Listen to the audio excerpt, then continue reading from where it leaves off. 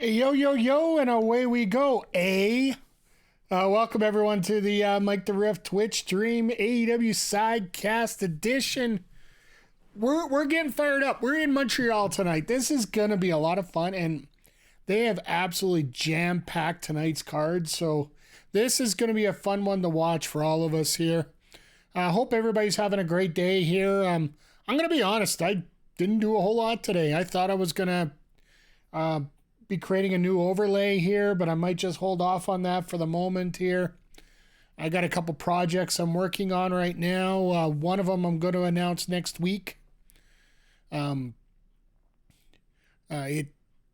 does affect you guys with the AEW Dynamite Sidecast here. I'm just trying to provide you with some bonuses and some things I want to level up and some things I want to work on here. So, so I'll give you all the details next week. It's going to be a fun time.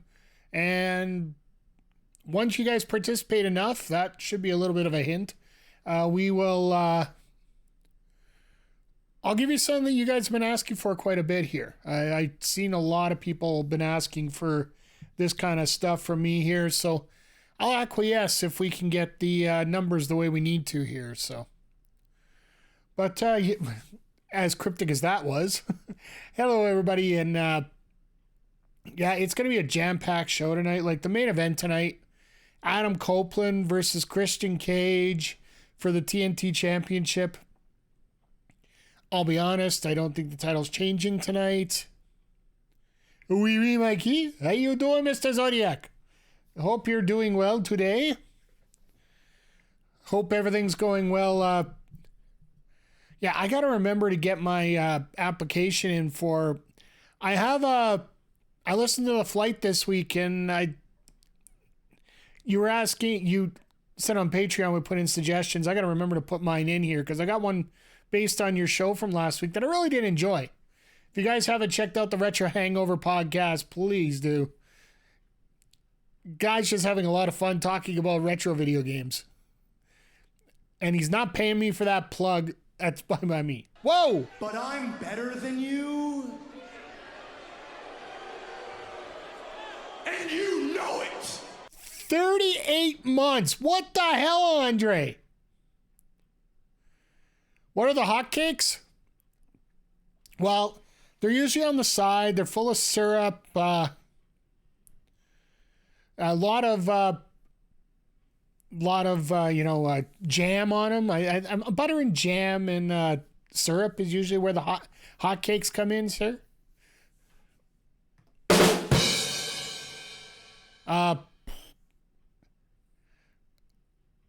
It's cold in Montreal, so there's going to be a lot of hot takes everywhere here. So, there's been a lot of speculation, a lot of talk, a lot of things going on here. We got a lot to talk about tonight as things are going forward here. And by the way, Andre, I jumped in and then jumped away from it. Thank you. Really do appreciate it. 38 months, that's a lot. Hell, that's what, 3 years and 2 months, even though my Stream Elements indicates that that's only 1 year. I'll have to fix that up.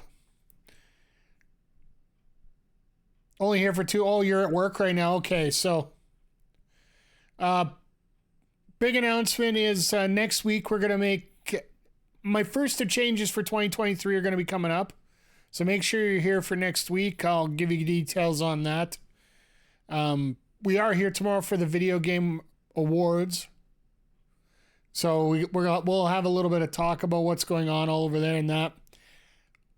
I think I found where the whiteboard was from last year's stuff. So we're going to check out. The announcement in next week is a series of announcements. No, I'm only doing one next week. Myself, I'm not that crazy. So, but yeah, with a card this stacked, it's going to be a ton of fun. And now that the rumor going through the pipe now is that AEW is coming back to Canada for a couple shows here. Edmonton in May and Calgary in July. That's what the latest rumor mill is here, and I'm glad they're spreading it out Because I think you got an opportunity for fans from Edmonton to go to Calgary and vice versa, right? So if they're coming to Edmonton in May, that's going to be right on the road to Double or Nothing here. So that's going to be a lot of fun. But yeah, well, I'm all over the place here. So on top of the Copeland Edge match here tonight, we have the Women's Championship match. Skye Blue and Toni Storm, which is going to be absolutely amazing. And then I got to get this guy's name right. Sorry. Ben Mankiewicz, who, if you don't know who he is, your wives will. Because have you ever heard of Turner Classic Movies? Like the Hallmark movies, all that. He's the general overtone background guy as they do the introductions to those crazy movies. He's doing the introduction for Toni Storm this week. So that's... I wonder if he's Canadian, just a coincidence here. I don't know if you'd fly somebody in from the States to do a ring announcing spot, but I don't know anybody that'd be crazy enough to fly somebody across the country to do any ring announcing, but that's just me. Even though there's a lot of great ring announcers that deserve it. But for a one-off specialty, eh. For this Continental Classic, though, we got 3 huge matches here. 4 favorites in AEW. Penta, Pac, Jon Moxley, Samoa Joe. Hey, that's a great 4 there, Callum. That, I'd love to see Pac get back into the mix here eventually. Personally, I think it's... I wonder if it's injury or visa, one or the other. Seems like Pac just can't get a break for the... Well, problem is sometimes he just can get a break here. But for Continental Classic matches tonight, we got the Battle of the Jays, White and Lethal. Which, honestly, if Jay White doesn't get a victory there, I think a lot of people are going to be upset. So, it's going to be...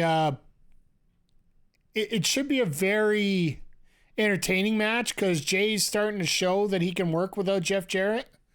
We all know he can. It's just the explanation throughout that we have to believe that Jay can't do it. Now he has to start having us all believe that he can. I personally feel we're going to have to get a victory for Jay White here just to keep things going. Then you got Swerve Strickland versus Mark Briscoe. This theoretically could be the 1 versus 6 match here.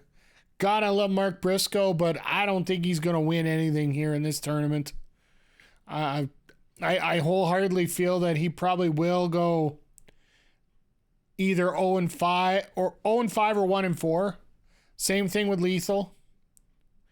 And what I think might be the most entertaining of the 3 matches tonight, Jon Moxley and Roosh. Roosh definitely needs to push things forward here. And Moxley is just like a runaway train right now. And I don't think we've seen Strickland and Mox yet. And I think they're going to do that week 5. So.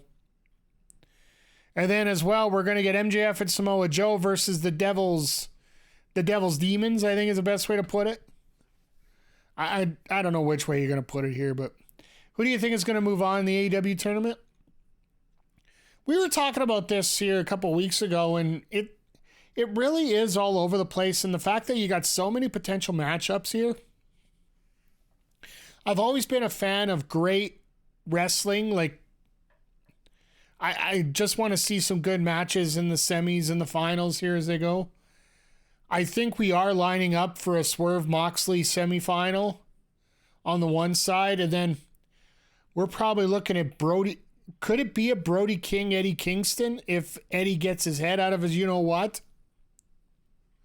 Because it looks like Brody King's going to go in as the number 1 spot into the playoffs the way he's going right now because he's just mowed down 2 of the top guys.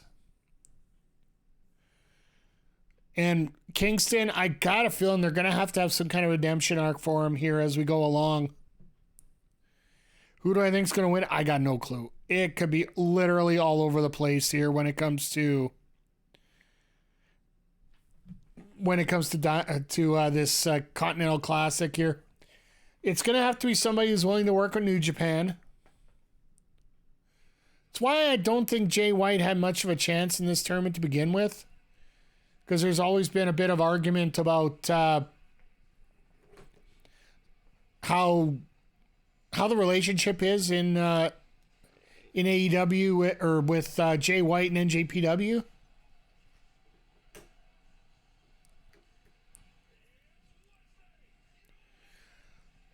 As we get the oh my God, they said Montreal, Quebec, Canada for once. No, I'm a Moxley fan, but he doesn't need this win as much as anyone. Yeah, that's why I think realistically you should, if all things being equal, this might be the spot where you want to put a Brody King over as the winner. If you could get Brody King that championship right now, that would establish him. Swerve, you want him to get into the upper title here, I would feel. Let me know what you guys think in the chat right now. Because I know we've been talking about it on previous weeks here. But I feel that we need to get... Swerve needs to get the main title, so... Do people in Quebec want them to say Canada after Quebec? Not really, but I prefer the fact that they recognize, how they say Philadelphia, Pennsylvania, Los Angeles, California, and all those. It ticks me off when everybody just says Montreal, Canada. It's like we have our own different areas as well, so. Oh, we're getting Moxley Roosh right off the bat. Swerve should be the next TNT champion. I think he should be bigger than that. My personal feeling, and I'm probably going to run the timeline by you guys a little later on. I'd have to think about how we get the steps to get there. My personal preference would be Will Ospreay defeating Swerve Strickland for the AEW Championship in Wembley. You get that match set up for Wembley Stadium and give them half an hour to cook.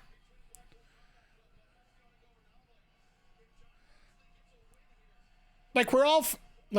don't get me wrong, I'm fans of wrestling on both sides. But that could be a statement match to just say, look, we know what we're doing here.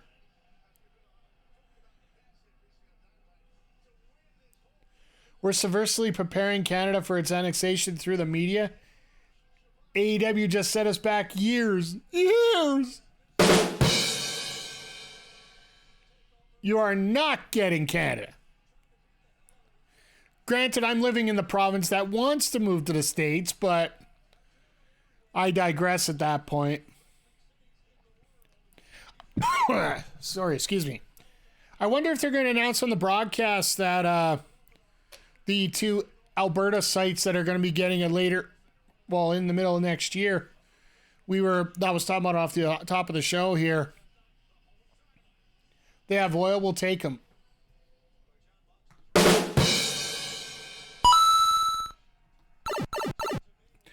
Nah, you won't bomb us. We got too much oil around, it'll just blow everything up, and including all the oil.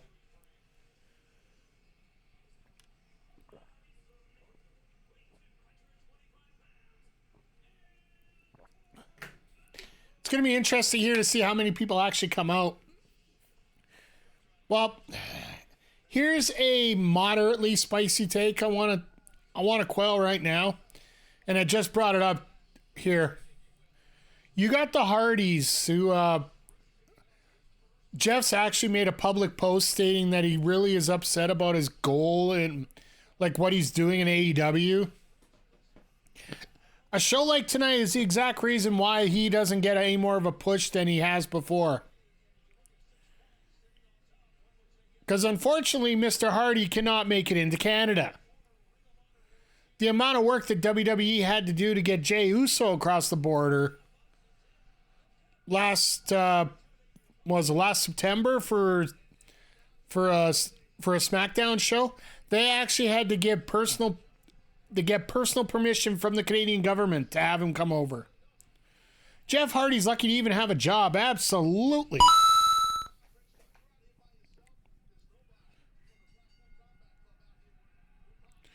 Like, to me, it blows my mind that some of these people just don't realize how good they actually have it.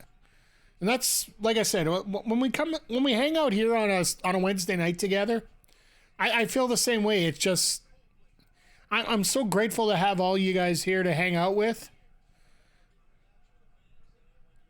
So let's face it, we'd all be just sitting at home watching the show and being bored. At least we can come up with some interesting topics when the wrestling gets, oh my God.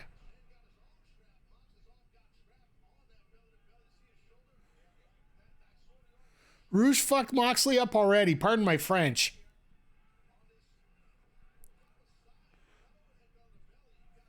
Rouge's leg looks a lot better from last week. Still bandaged, though. Well, credit to him if he was selling the whole thing, but I will say in AEW, I wouldn't surprise me if they're selling their leg with the bandage right now anyway.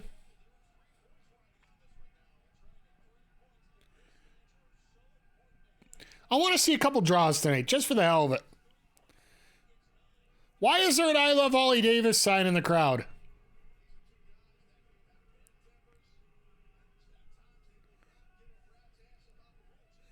Well, I guess he's not much of a CM Punk fan anymore, so that makes it a little better.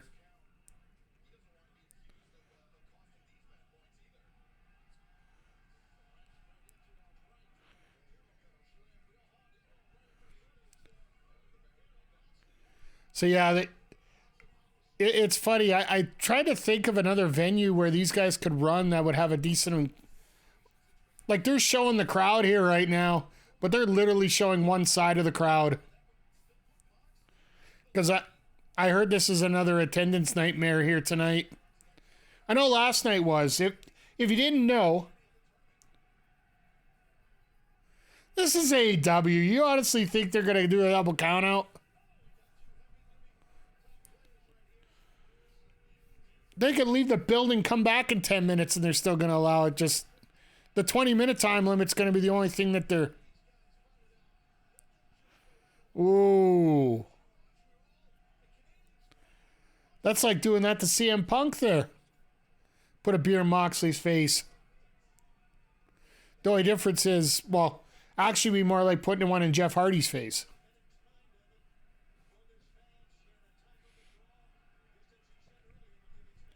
I really wish that these guys would do 20 counts here in AEW just to humor us. Because we know most referees can't count to 20 at the best of times.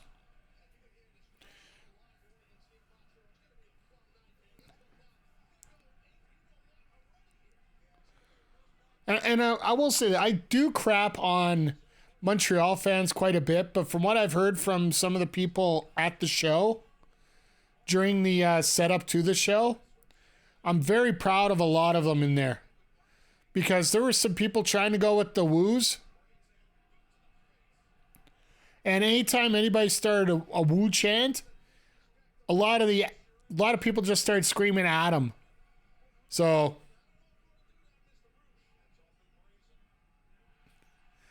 Well, there's your response. Flip off. Oh, Taz. Bringing her back. I love it.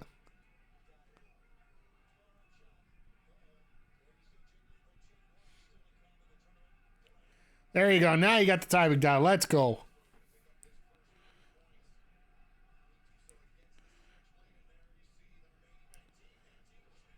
And love us a good snap power slam when you can get it. So this is the Bell Center in Montreal, the one that's the host of the maybe AEW needs to bring their ticket price back to 2021 levels. You know what the funny thing is? Their prices are back to where they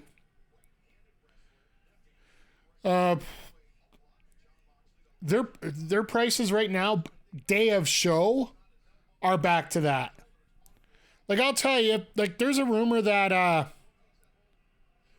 May 8th they're coming back to Edmonton, which I will go. I'm not even gonna kid you. I'll be at the show, but at the same time, I'm not gonna get tickets right away because, let's face it, we could get front row tickets for $40. Why would we fool around trying to get high price seats or get higher end seats for low money when you can get low end seats for low money?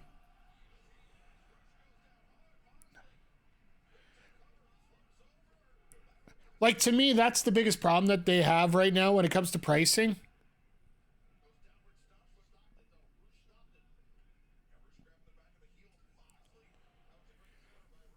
Like, if they're gonna do pricing, they gotta bring it down, like you said, to 2021 levels. But then on top of that, just make it so it's actually an incentive to get your tickets early.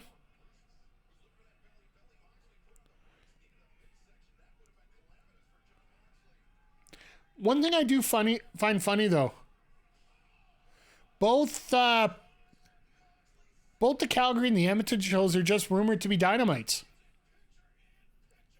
a couple months apart from each other, as we hit our first picture-in-picture here. Like, there's no collisions announced for those weeks, so it's just a cold product right now. The WWE went through the same thing pre-COVID. If AEW get a hot angle, ticket sales will come back.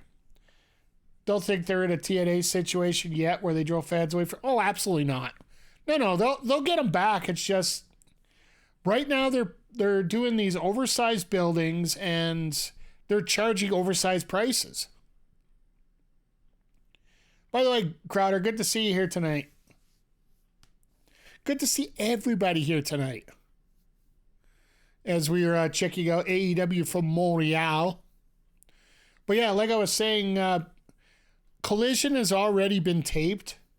I know there's some spoilers out there. I haven't read them because I really haven't looked that hard.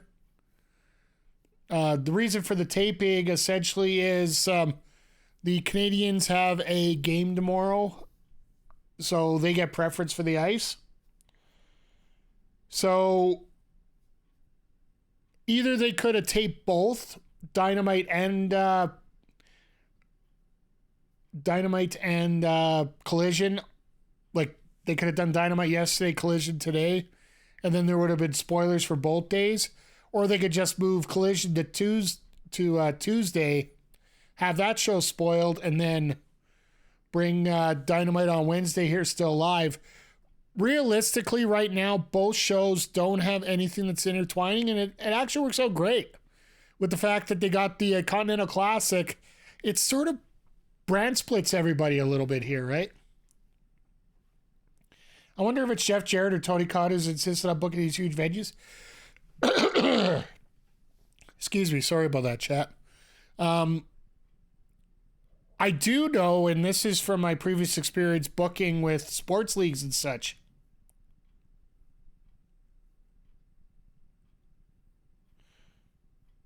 Sports Chiron?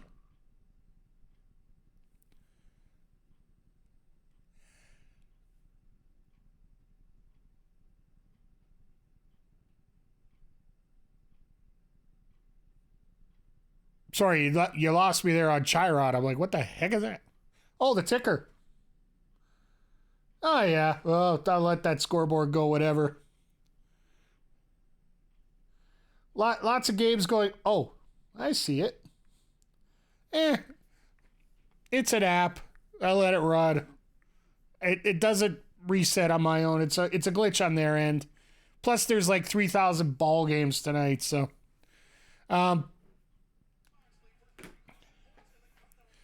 The thing about booking venues is you got to book them basically a year and a half to 2 years in advance, right?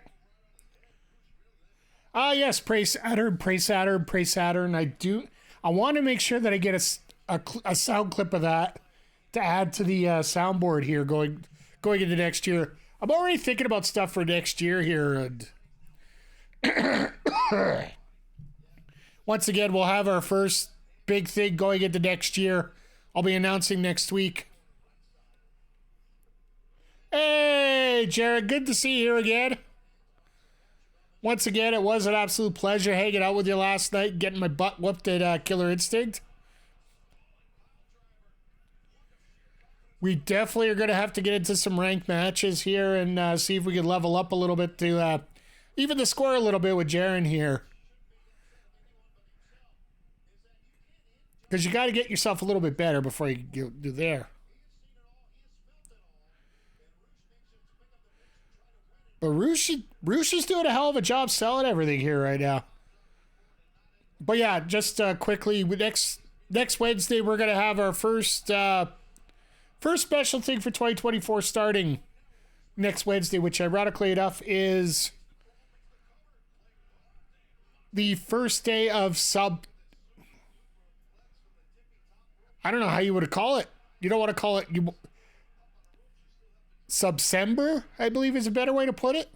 They're doing another September a discounted sub run starting next Wednesday until Christmas Eve. So all regular subs will be discounted. I do believe 25. I think it's the same deal. It's just regular subs are before Christmas and gift subs are after Christmas. So, but yeah, that starts on the 13th. So I'll let you guys know about that later.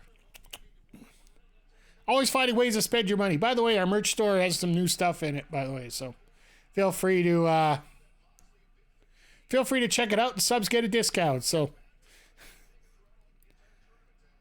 and just doing plugs everywhere tonight. It's been a fiery day. Oh, now the referee decides to count.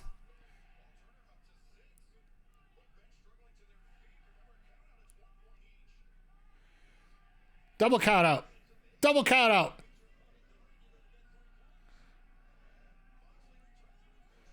Oh, of course, 9.987 seconds. Which was probably closer to half an hour, but I digress.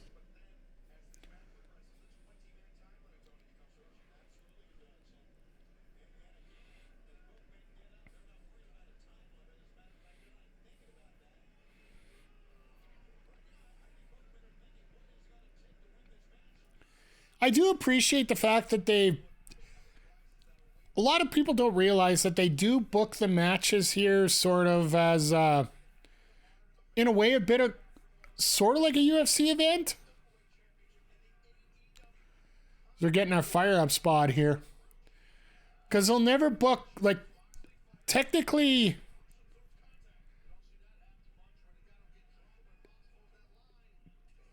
actually they booked 20 minutes over, if I think about it now. Because each of the Continental Classic matches are supposed to have a maximum of 20 minutes. The TNT Championship is supposed to have a maximum of 20 minutes. That's an exception compared to the world title. And the women's world title is an hour. So they've actually booked it over by 30 minutes. Go figure. So like the women's title match is supposed to have a 60-minute time limit. And all the rest of the matches tonight should have 20s on it. I expect the match with MJF and Samoa Joe to be about 3 minutes.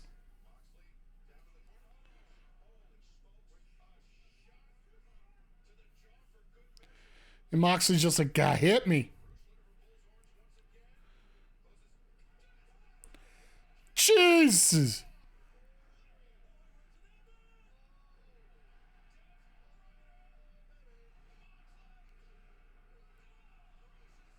Down to 2, and there's the Bulldog. This is like textbook stuff here.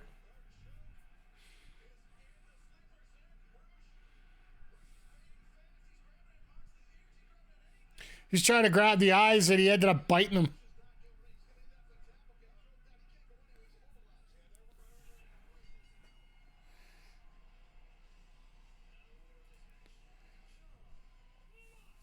It's funny how how we end up getting a potential hold on a term because they don't watch. Apparently, there is no nobody in the Twitch mediation department that watches Collision. Jaeger, greetings, salutations. Good to see you here tonight.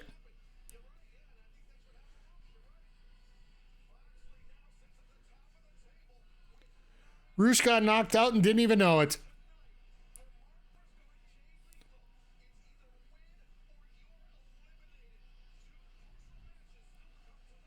Yeah, so I got a feeling both Briscoe and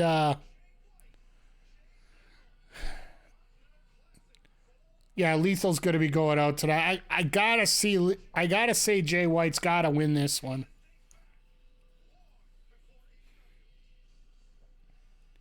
Oh, they're going to actually show the old ROH footage?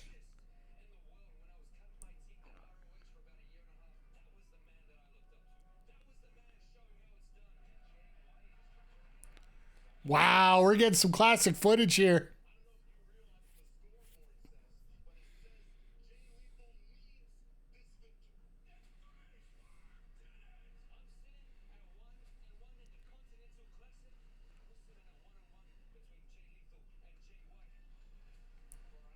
Oh, so yeah, that's right. White did have one loss so far. He did get that one victory after that low blow. That makes sense, yeah.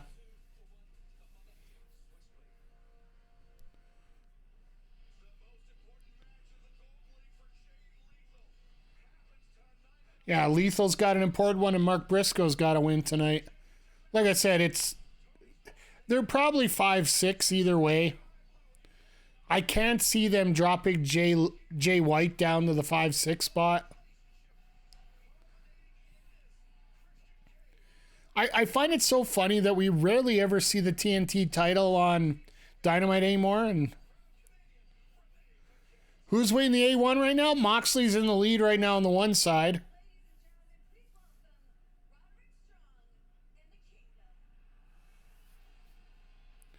So on the one side, we got now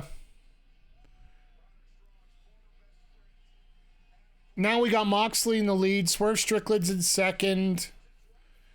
We got Jay White. Jay White and Roosh, I believe now are tied for third, but Strickland's got, I think Roosh has one win and so does White. Strickland's got 2, Moxley's got 3, Briscoe's got none, and Lethal's got none. So, yeah. Time to neck the halls. Neck the halls with poison ivy.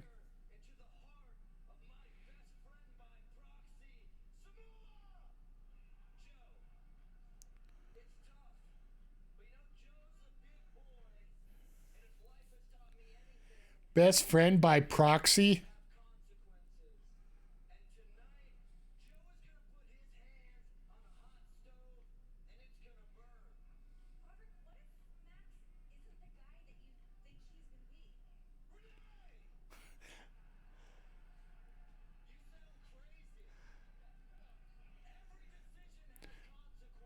Glad to see Roderick has a personality at least.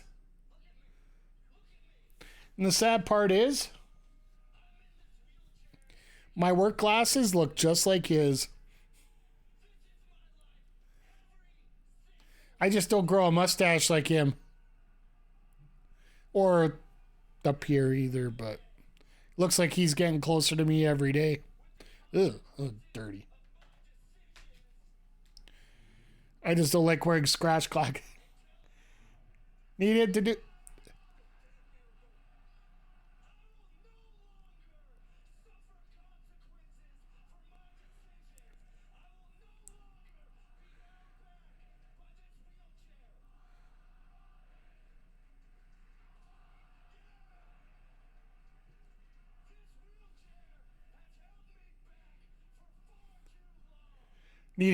Maybe he's got a cameo Zodiac.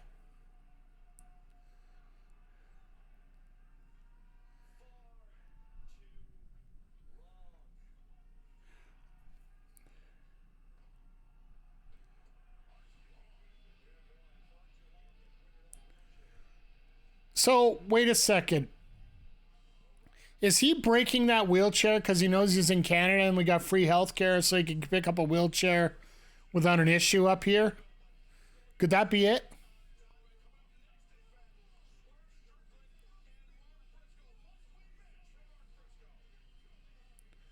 Next jog since 2000. Ew.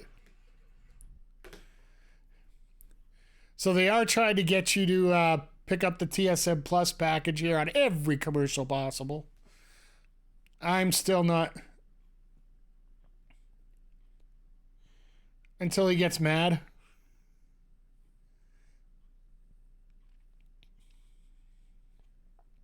Yeah, I don't know. When it comes to... I really like the fact that Roderick has found something for himself because there's enough people in AEW here who have expert technical wrestler as their gimmick, and I don't think he would stand out enough if he. Don't get me wrong, he'd be a hell of an athlete. He'd still be a part of it, but.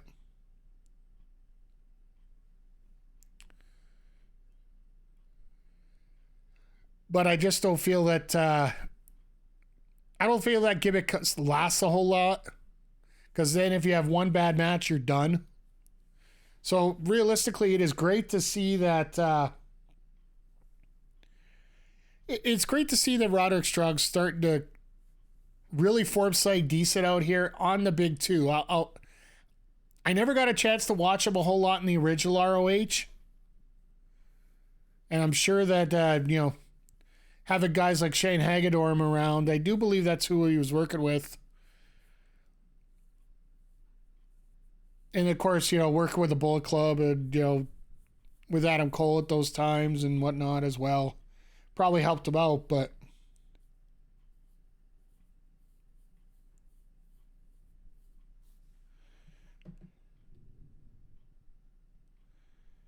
I didn't even notice this. So I want to give a shout out to HPC Bad Guys here on Twitch. Here, just threw out a note in the Discord. Matt Taven's got the new Jordan 11s in purple. So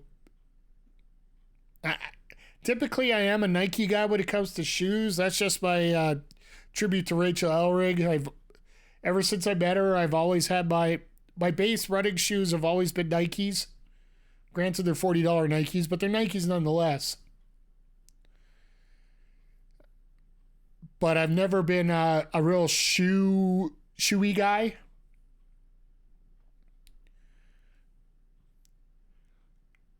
Roddy was crazy bland in ROH. He was one of the people that got massive pushes in the Cornette era because he was amazingly technically sound.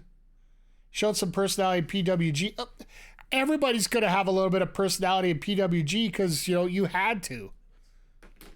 If you didn't have personality, they wouldn't let you in pretty much. Like,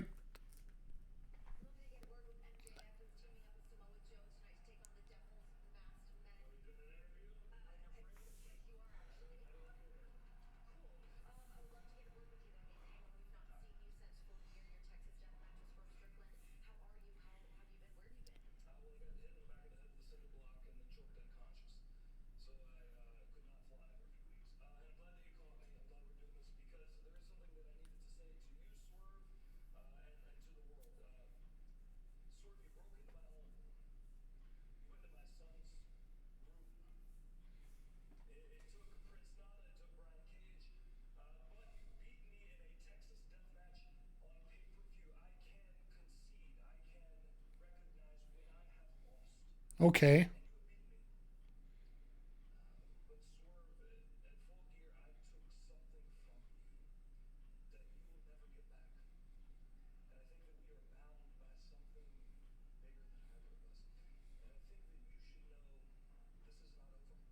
Oh.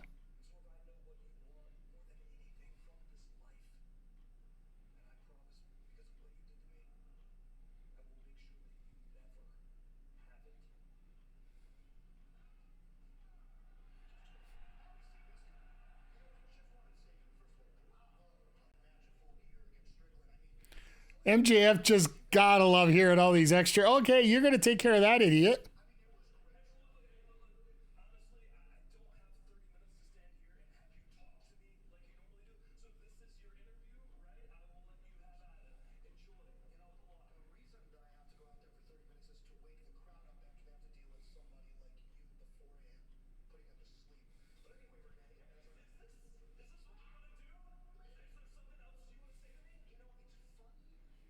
Oh, God. Here we go.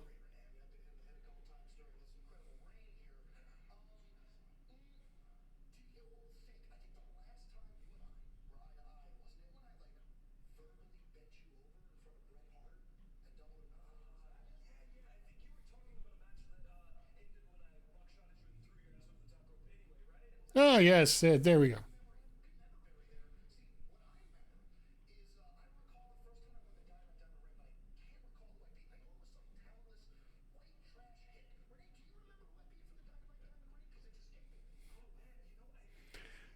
These guys are having some fun. I will say that.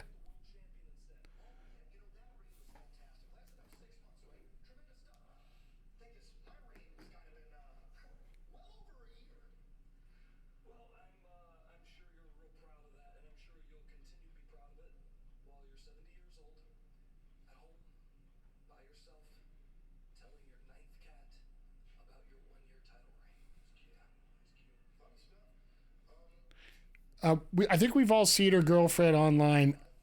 Eh.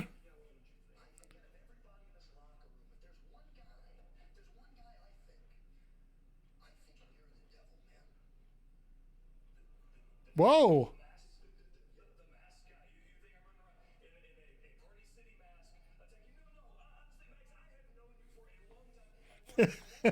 So now he's starting to accuse people of being the devil.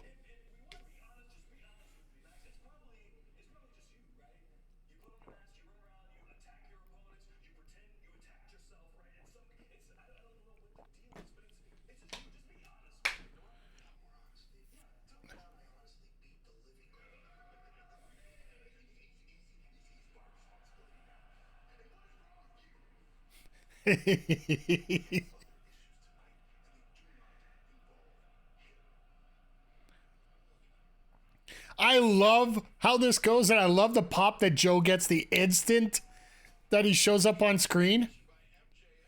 It is amazing to see.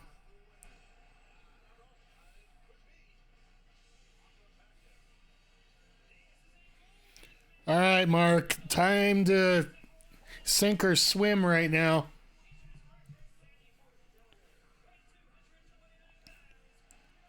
Because if Mark loses this, he's done. Like, he can have his last two matches, but it ain't gonna be too pretty, to say the least.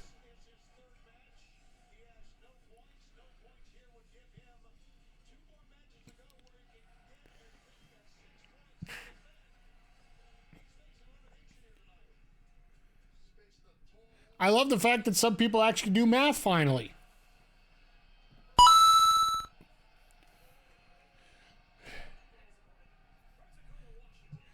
Oh, they actually brought both members out of the embassy to open. Wait for it, wait for it, wait for it.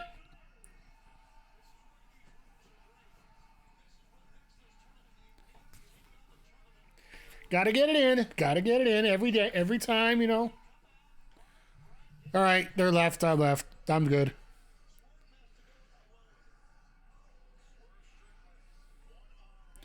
No, realistically, this should be a good match, but the fact that they're not putting this on first or last, like this is the middle match, it's probably going to be results expected.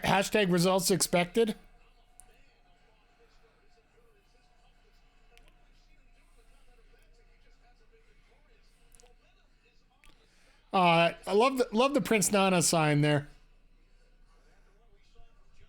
I wonder how many Genos are around, because there's, hey Gino, maybe it's a shout out to Mario RPG. Who knows?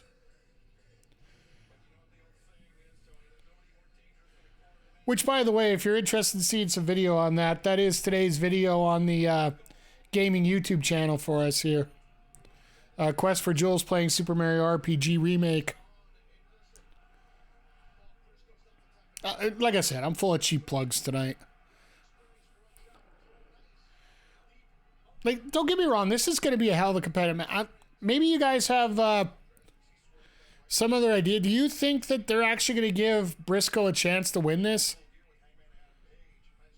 Because right now it doesn't, to me, it really doesn't look like it. It would be nice to see him get a victory here just so it looks like they have a chance, but here's the question I have for you, because I know that personally, I've loved this whole thing, this tournament, and the reasons behind it are so smart. We've been talking about previous weeks. Now that we're 3 weeks in, this is week 3, and we're starting to get to the point where there's going to be eliminations and whatnot. What have you thought about the Continental Classic so far? Briscoe should win. The best part of the G1 is people getting upset wins and destroying the pulls. Yeah. Got to keep Swerve up there. Swerve and Mox going to be the match for this side. And you know what? Swerve can actually take a loss here.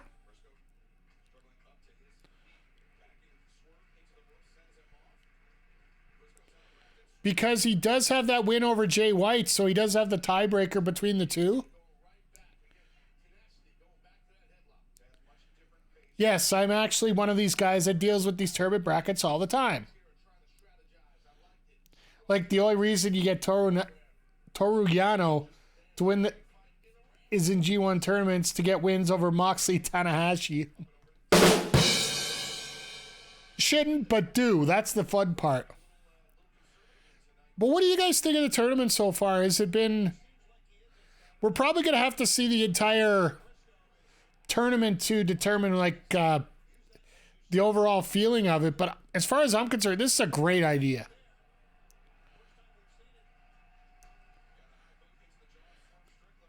Because instantly you know the stakes. You don't have to build up any storylines for it. You can add storylines in it, absolutely, but...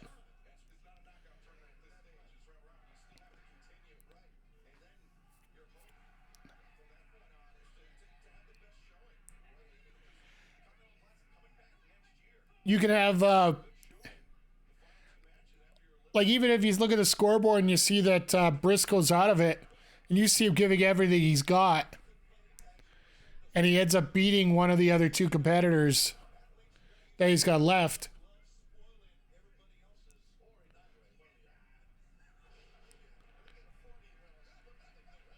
So I'm trying to remember who Briscoe's got left.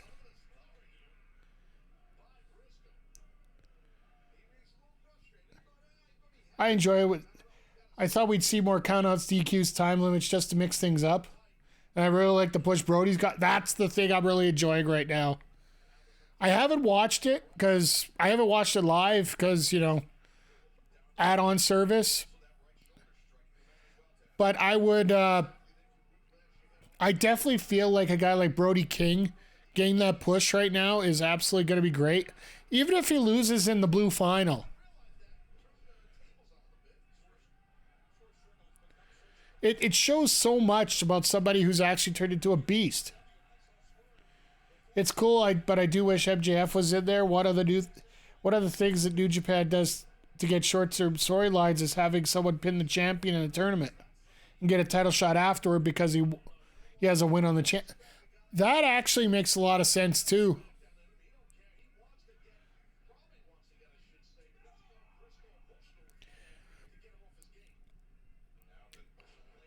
My secondary thoughts on this, you know how they had that late, and now things are starting to piece together a little better here for me. You know how they had that preview show the day of the tournament, and they had to do it online with Shivani and Khan, and then Kingston just came in for an interview? Play devil's advocate with me, and I'm not talking about that devil. I'm talking about this devil. What if MJF was going to be a part of this? Like, the original plan was to have him a part of this, but because of his torn labrum, which is confirmed, he is injured, they decided that he can't wrestle for 5 straight weeks go to the pay-per-view. So they just went straight to this Samoa Joe angle. And hell, maybe they even put Samoa Joe in the... you put Samoa Joe in there for a shot at it as well. And then that last title that nobody sees here, that could have been the AEW title because, well,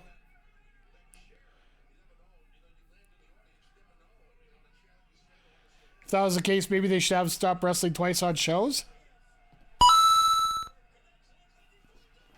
Oh, Jesus.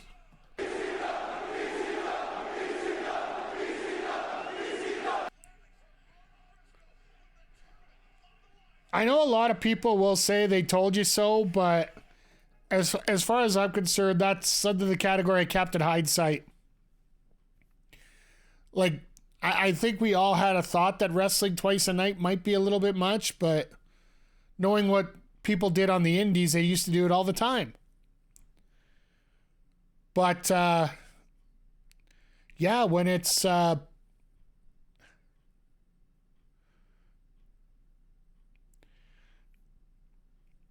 when you're in that case there where you have somebody wrestling twice a night all the time, eventually he's going to get...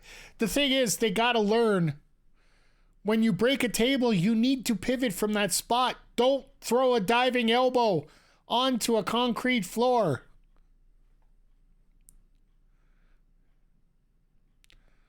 When you're going to do something like that, be smart. And it's really surprising because MJF's usually a lot smarter than that.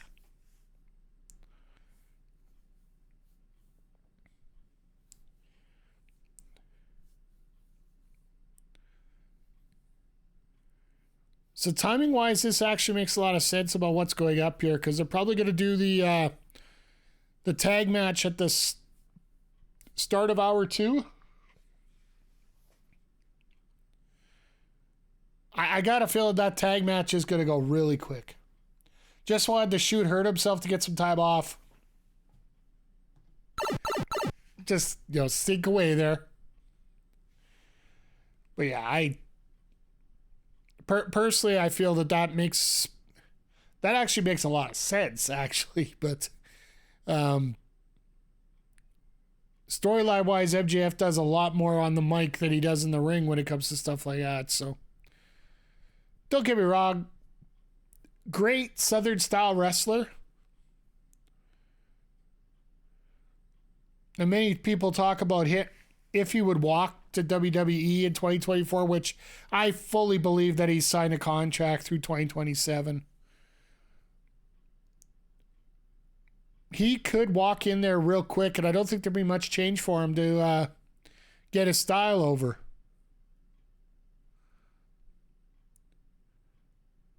Because he pretty much wrestles that WWE style. Which also makes me interested in what's going to happen with the main event tonight. Because you got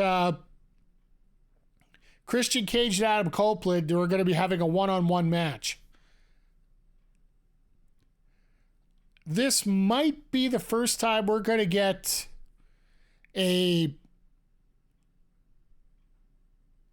believe this is the first time we're going to get 2 old school WWE guys in an AEW match. Oh, sorry, I guess, I wouldn't even consider Moxley could be considered even recent compared to a lot of them. Like, I guess you could say Jericho Moxley, but this is a lot, this is old school. Yeah, there's no chance MJF's leaving AEW unless Cody calls him every day telling him about how wonderful everything is every day. And here's my hot take. And this sort of goes back to what you were saying about AEW just being a little cool right now, Crowder. How long until the bloom comes off the rose in WWE? Because I'll say this. I fully believe that Punk's going to screw things up on himself here. I hope he doesn't. I hope that he has a fabulous career over in WWE. But when things start turning out to not be about him all the time, and he stops getting those tremendous pops that he's getting right now, I just have a feeling that there might be issues once things don't go his way 100%.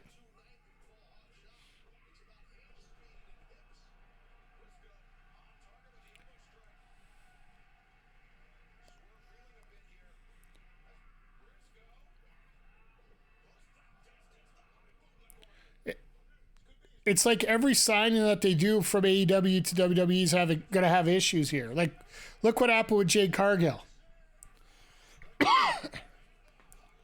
Jade wrestled one style, and when she came over to WWE, she's got to work a different style, and it's just like, no, this ain't going to work.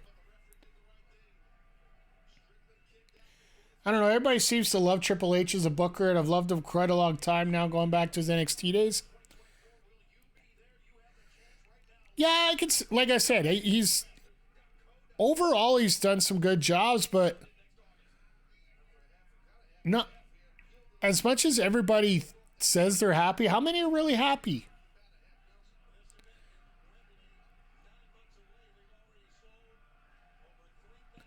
Eventually, there's got to be, like, nothing's perfect. Far from it.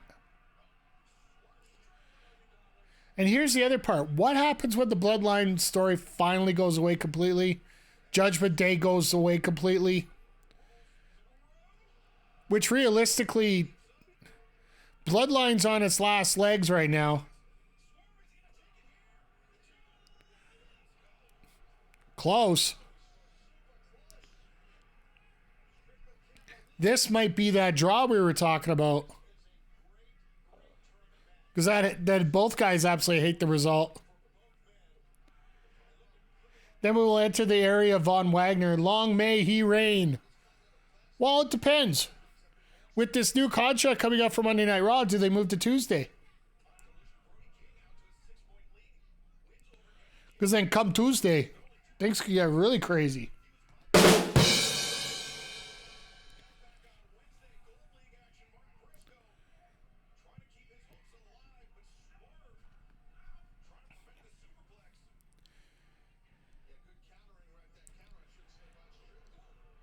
Yeah, I don't know. Swerve should win this, but there might be a way we end up with a draw here.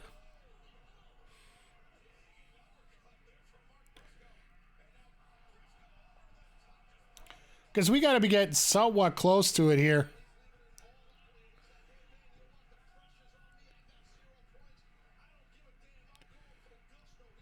Oh, and I just updated this week. Whoa. Stream Elements gave me a little option there where I could add the ad break message in there. So if you're wondering how long the ad break will be, it's already written in there for them.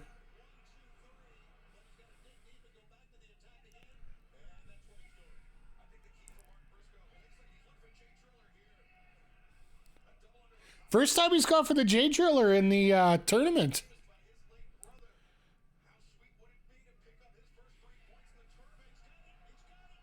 You had it for a second. Reversal, kick. Yeah, and had a feel that was coming.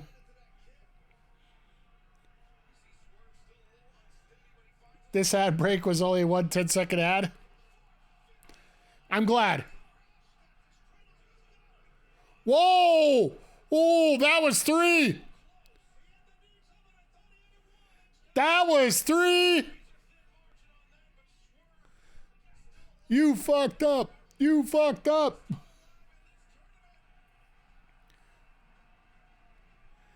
I think it was Swerve that effed up.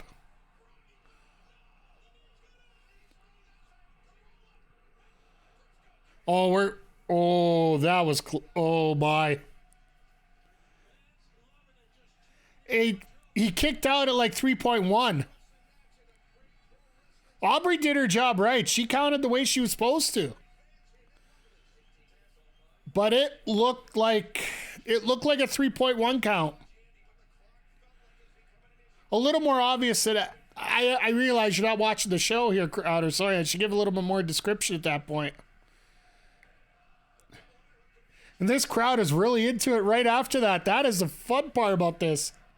Instead of screaming at Aubrey, they're just going, this is awesome. Death Valley Driver on the hardest part of the ring. Oh, here comes the Meteora. All right, that's it. Hell of a match. Yeah, Swerve didn't.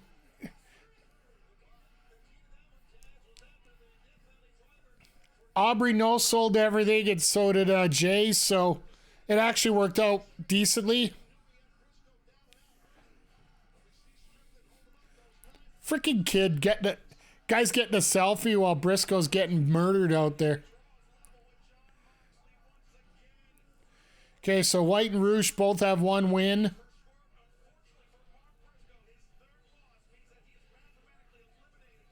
Briscoe now has to play underdog. That's going to take out a couple people here.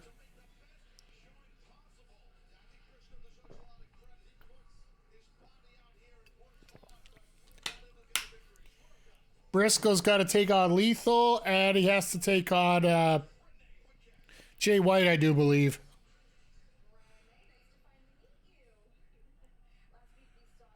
Mariah May on your screen, always making things better.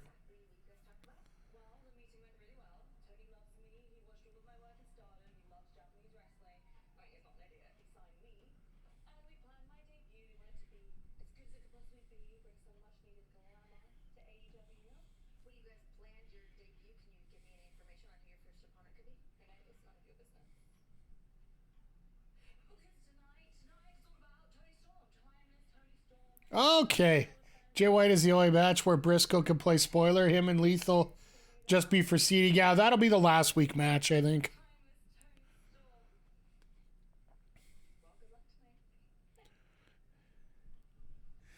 Oh, Renee. I love Renee as a backstage interviewer. Just for the fact that she could be just seething at some points.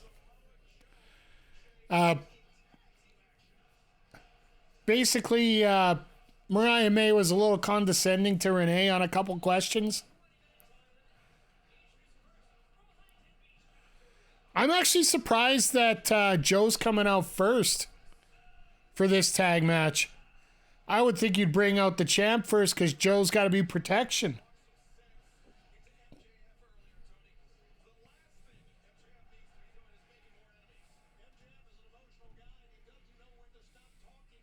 Oh, and there go the lights.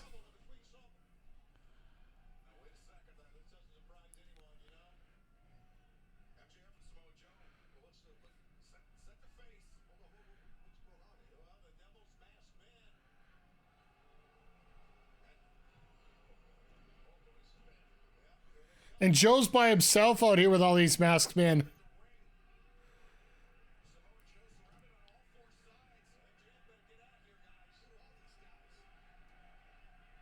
Set no scumbag.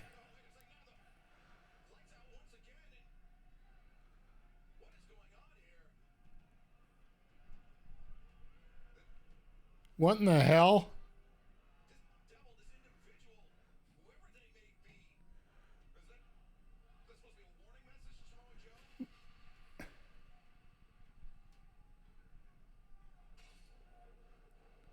Yep, we knew it.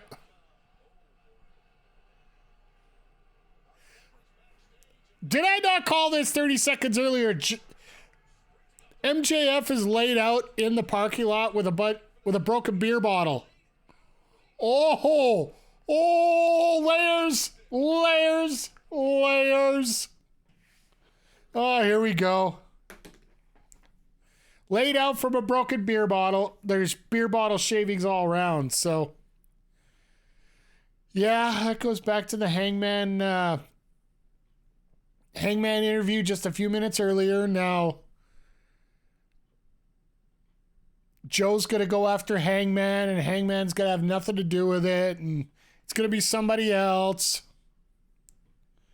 They'll start beating each other up, and all of a sudden the masked man's going to come up on the screen again.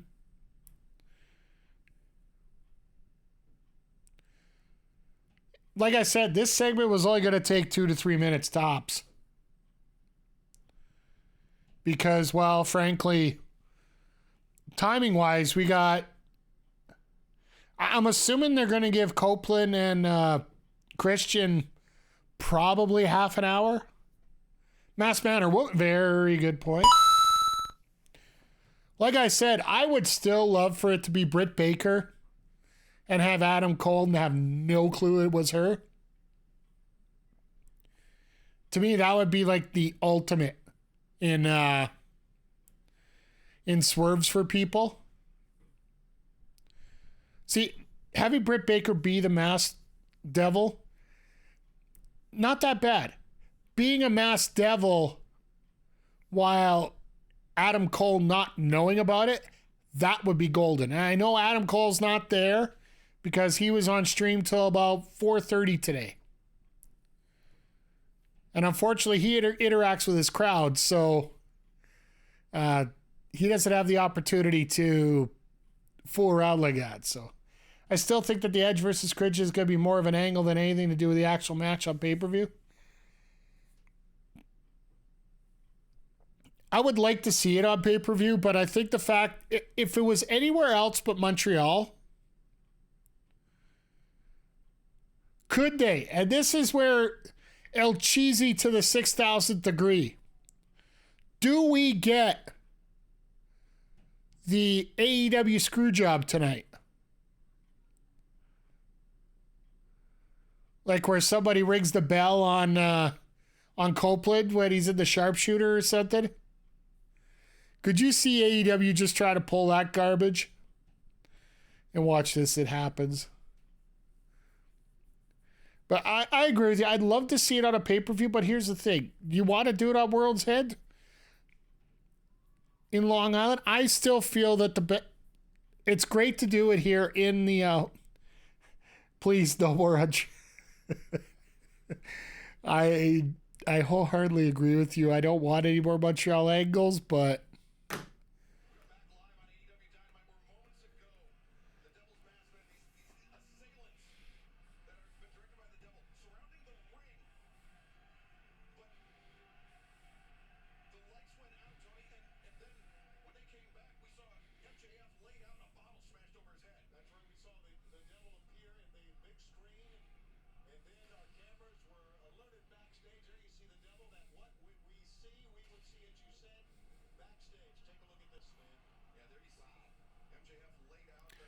So we're going to get Joe versus Hangman here coming up.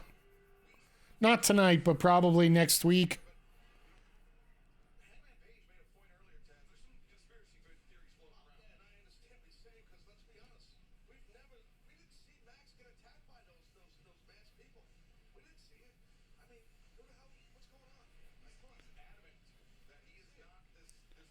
The Montreal reference peaked when Shawn Michaels trolled the city during his short heel run against Hogan. Nothing will ever come close to equaling that. Absolutely. I agree with you.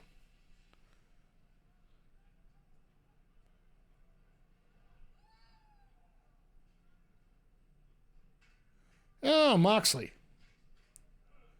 Is Moxley the devil?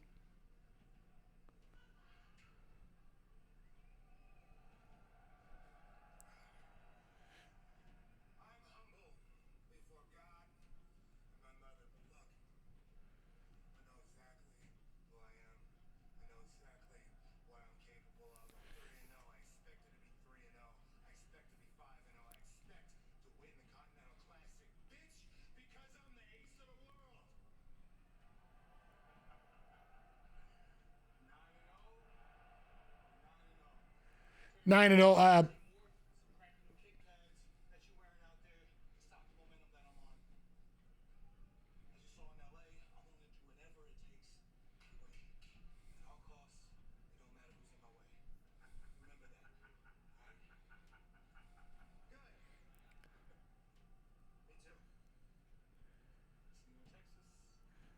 Oh, please tell me that they're probably going to do this here because then they're going to have to run it again at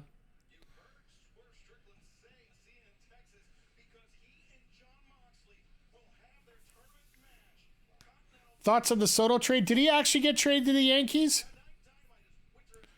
I didn't know if it was official or not.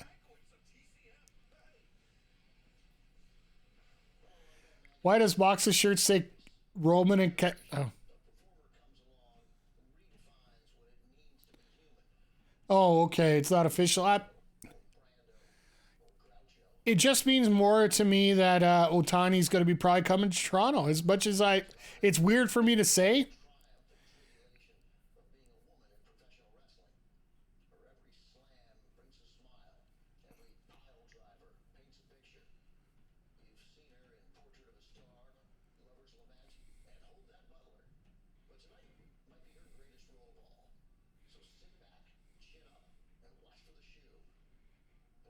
No, you notice he wouldn't say tits out.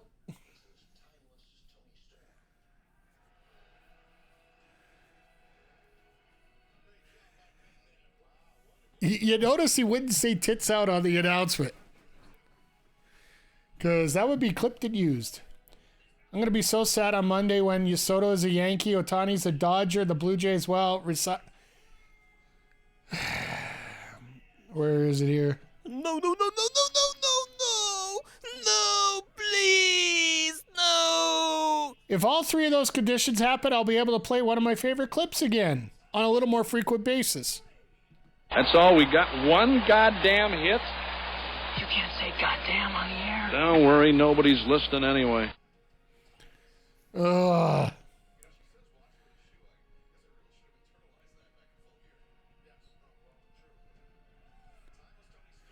Oh. That's right, this is her first offense. And it's actually interesting that they're using Skye Blue for her first offense. Because the way they've been pushing her, I guess with Julia Hart having the TBS title.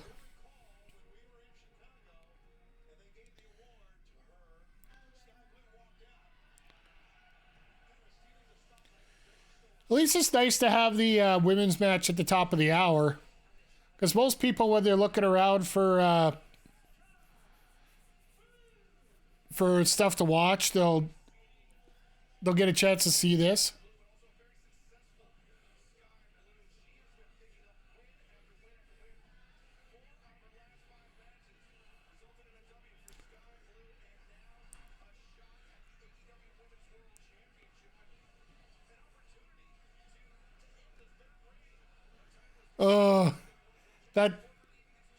That code red is, it's really hit or miss depending on how your base is.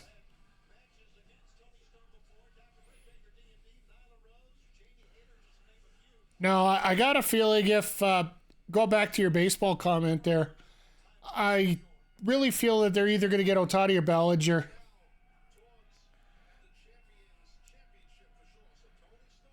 I honestly feel when it comes to Otani, it's the Rogers marketing that's going to be able to help him. It's not necessarily just the baseball side of it.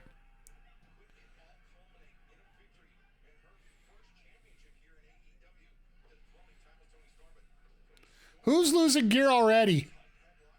Jesus.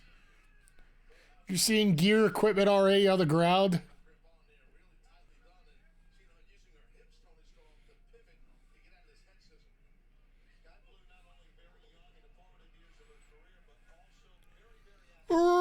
Wrestling!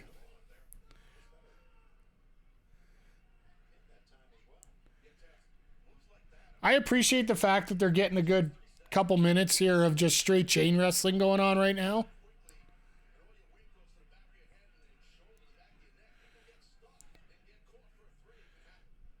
Because I think that's what a lot of the biggest complaints are in here when it comes to the women's wrestling roster. Whether it's the actual case or not is a whole different story. Like, they got some very good wrestlers on the roster, and the fact that they could start with a technical part of the match like that until now, and it just turns into a big breakdown of boots from Storm here.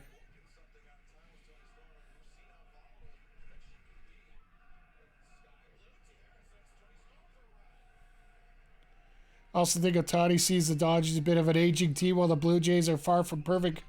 Better shot of winning a World Series 5 to 10 years, yeah. Well, the thing is, he's not even going to be 100% next year, right? Like, next year is basically a wasted season. For lack of a better... What the...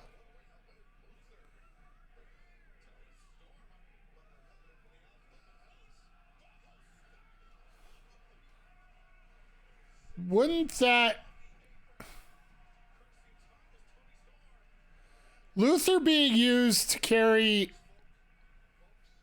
Storm across, holding Skye Blue's hair into a hair toss? Or a hair mare off the ropes?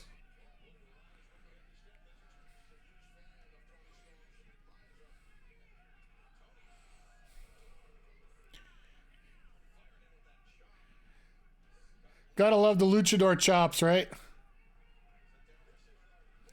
Good on Luther, by the way. Get more TV time here.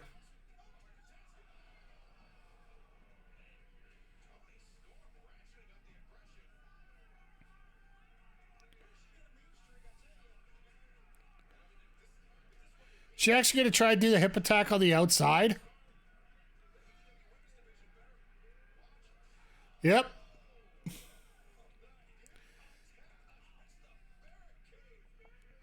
And you can't move out of that.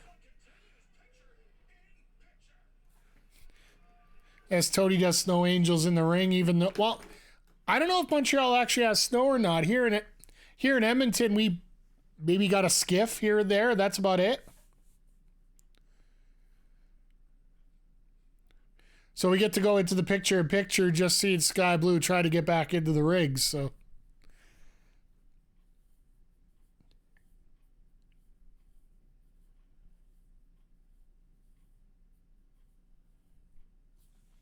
Sorry, just checking a quick note here. Okay, never mind.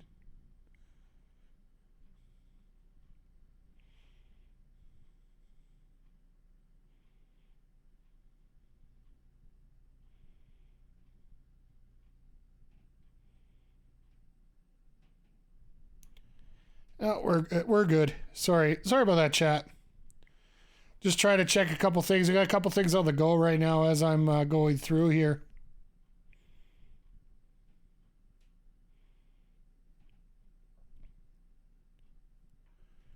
There we go. Sorry about that. But yeah, like watching what Storm's done with her gimmick has just done so much for this women's division.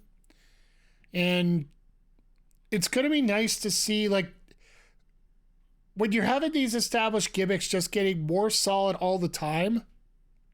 I know that we all have very little faith in Tony Khan and booking the women's division here in AEW, but at the same time, the women are starting to get potential to the point where they're not going to be denied with as much great wrestling as they have.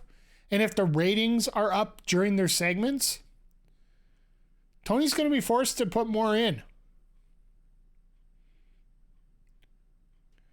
Eventually, he's going to be forced. It's not going to be overnight, but it's definitely going to be there.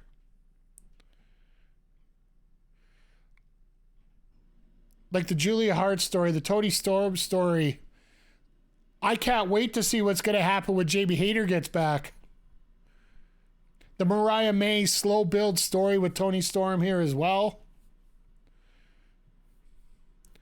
And chat, I got to ask you here, and this is going to go right into this story here. Where do you think Mercedes Moné goes? Does she go back to the Fed? Could she be an entrant in the Royal Rumble? I think there's a possibility if they're going to offer 7 figures for Will Ospreay, that they would offer 7 figures for Mercedes as they move into TNA. Because I honestly feel like she is that person that will change numbers here. Does AEW sign her? I could see Tony Khan instantly signing her, but he's going to have to be able to provide more of a platform for her if she's going to sign.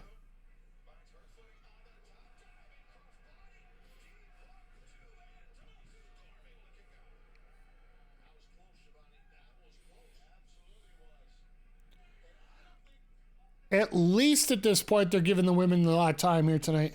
Let's go back to WWE 2000% reunited with the Boston Hug Connection against Damage Control for WrestleMania. Yeah. I would say if I had to bet on it money-wise, I would say we'd have to pick. She'd be back as a Royal Rumble entrant. I could totally see that happening. And I think Mariah May just tried to alternate it a little bit there. Tried to change the discourse a little bit with her little X post on X-Zitter. Keeping up tradition here. No way.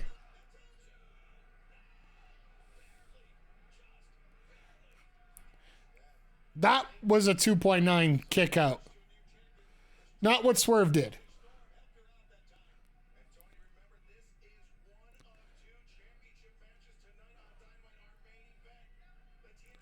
Gee, I wonder if it's going to be our main event tonight. Seriously.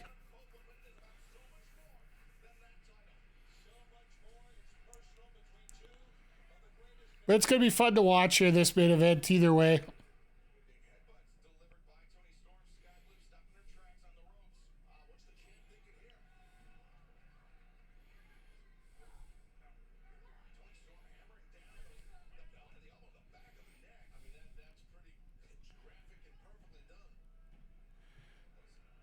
Oh, here we go. Another superplex. I'm still trying to figure out whose gear is flying away. I think it's probably Tony's. Oh, the feathers, yes. Why did they go to that black and white camera for that one shot? Oh, reverse. And a reverse.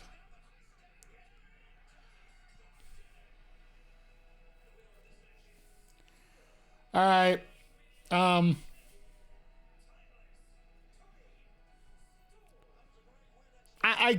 I get the story. It's fine. Toni Storm's gonna win.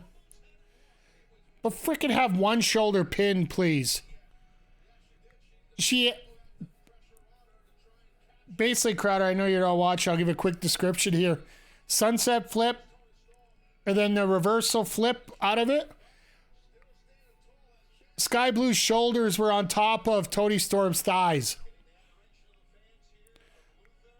But it was tight, it was compact, but it still made the three. Like,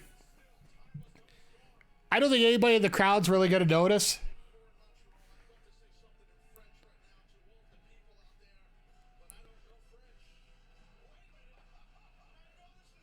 Oh, and Rio's coming out now. Somebody find Shout at a Cloud. Rio's back. At least it's not as bad as the pan coming out of Toni Storm's trunks when the referees starting to stare straight at it. Yeah.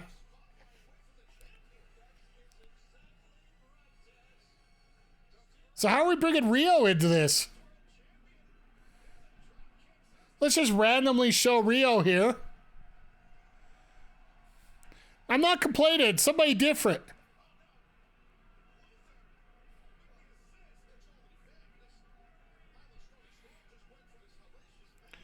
But it's like, why Rio? Like, why not Rio? But why Rio? But somebody let Shout at a Cloud know Rio's back.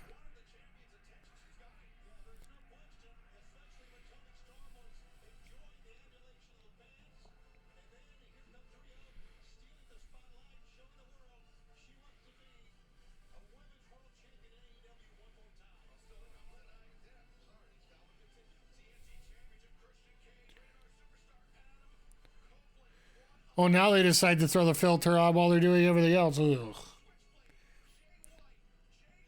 All right. Well, you know what? It's a nice turn. It's a nice return. Let's see if we could get another solid match between Toni Storm and Rio, just to keep things going along. Hey, Mr. Scotty, how are you doing? I'm doing well tonight. Why Rio? They haven't done anything with her, and they've been paying her. I would like somebody with a little bit of story behind it. Maybe Toni can bring up, Toni Storm can bring some stuff up with that.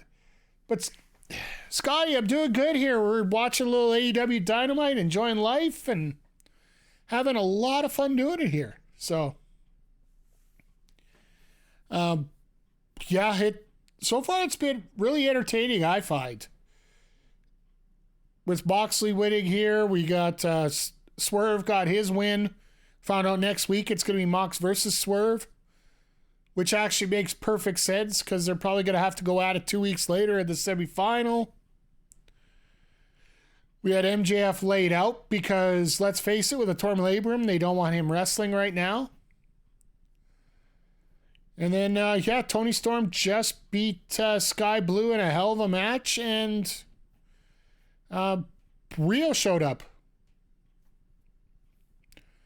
Like, I really don't mind having Rio as the next opponent here, but give me a reason why I should care, rather than just random opponent X.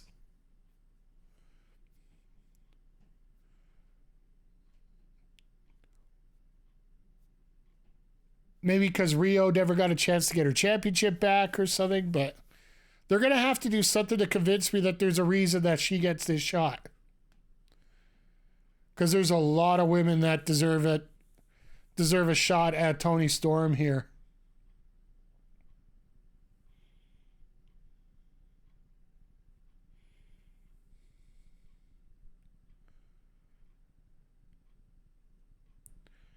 But yeah, we got 2 more matches left on the card here today. We got Jay White and Jay Lethal battle the Jays, and if Lethal loses, then the Briscoe versus Lethal match is going to be just to take pride in each other, which I would love to see Tony Khan come out and say, Jay Lethal and loser has to change their first name. I will take that. I would love to see Tony Khan come out and say, Mark Briscoe and Jay Lethal had their match at a house show in Poughkeepsie, New York, and it ended up in a draw, so they both get 1 point.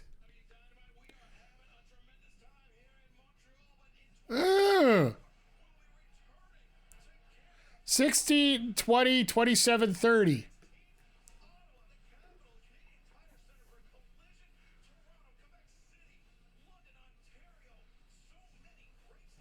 So they're doing March. May 8th, Edmonton. Let's go. Vancouver gets Collision. Ha ha. Let's go.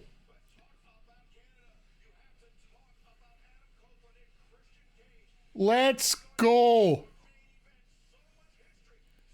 All right, May 8th, we're coming to Edmonton. They're coming to Edmonton. That'll be the next AEW Dynamite that we miss here. Oh. Tickets will be available, but will not be picked up until day of show. Or at least closer to it after what happened last time. And they didn't announce Calgary because they're doing Calgary in July.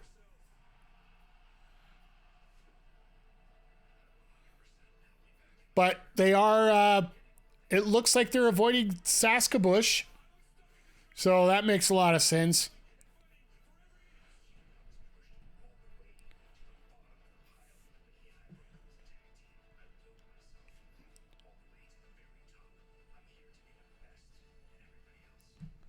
But yeah, so they're actually doing something smart. They tried to do their Canadian tour last year in during the middle of the summer where everybody's headed to the lake. And it just didn't make sense for them to show up there. But doing it in the spring where everybody's like, beginning of May, that's right around spring break time. Life's going good for everybody, and the weather should be okay at that time. By that time, and the fact Vancouver's getting their first shot. Ironic that they announced it like a couple weeks before the WWE goes there.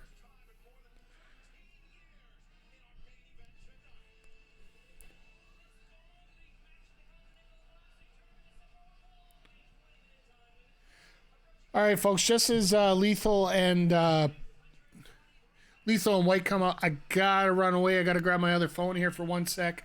I got a work ding in the background, so I'll be right back in 1 sec.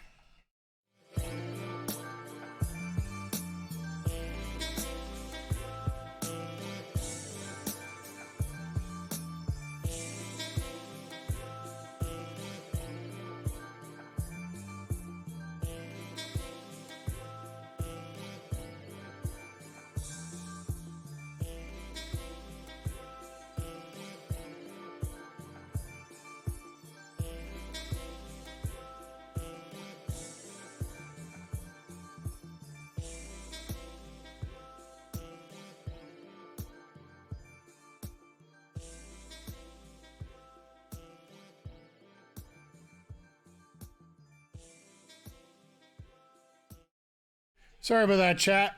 You know, it's stuff that you're supposed to be in charge of, but I've been off for the day, so it's like, nope, not me. So, this masked cover up of the title just fuels my speculation that much more. That I think originally MJF was supposed to be part of this tournament. And that was going to be the AEW title put there.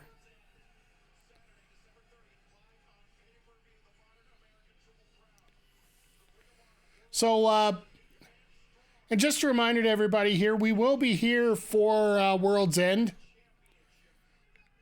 The Saturday pay-per-views we do a home viewing at, so we'll do another sidecast like this.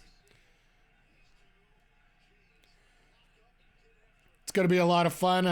We had a lot of fun on the last one as well. So, well, up until somebody started drinking blood and just grossed us out for the entire night.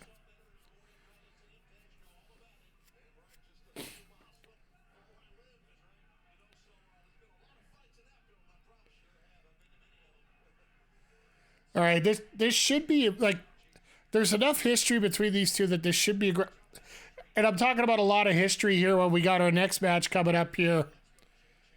Our main event where you talk about history between wrestlers.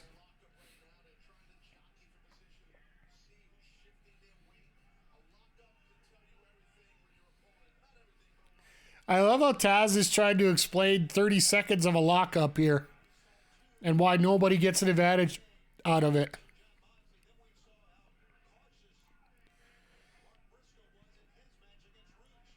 So now that everything is pretty much settled in here with McGuinness and Kelly on one side and Shivani, Taz, and Excalibur on the other side, what do you think of the commentary team here at AEW? I think they've done in terms of the personalities that are out there, I think they've done an absolutely excellent job at setting things up.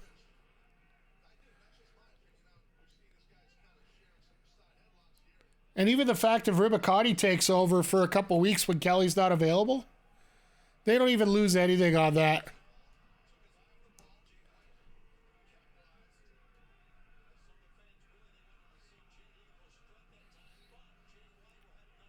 Half the fans wanted to see the strut, half of them didn't.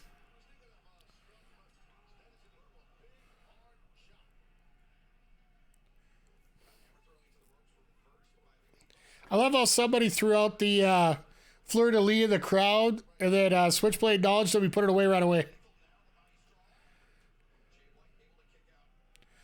Duh. In the crowd. I love somebody brought out a duh sign. I personally swapped Ribicati and Nigel because I like Ribicati more, but I have no real complaints about commentary. I don't know if Ribicati and Kelly would be a good pair. Just because they both feel like they're very play-by-play man-esque.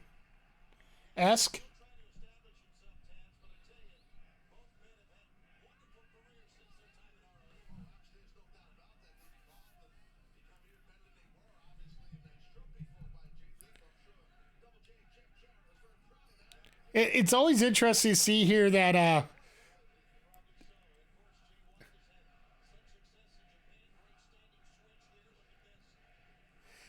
I love this crowd. Are you guys listening to what this crowd's saying right now? Let's go, Jay. Jay sucks. Let's go, Jay. Jay sucks. That's awesome. I love when a crowd's smart enough to be they're going to just be playing assholes when they're especially when there's two heels in the ring. A little bit of mocking doesn't help. Doesn't hurt, sorry.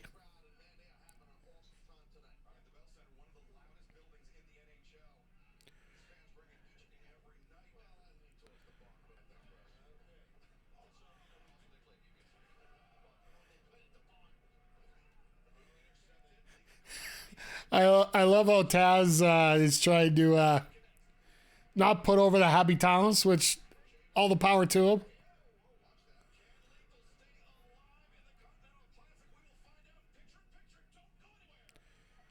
I was going to say, definitely don't count the Barclays there.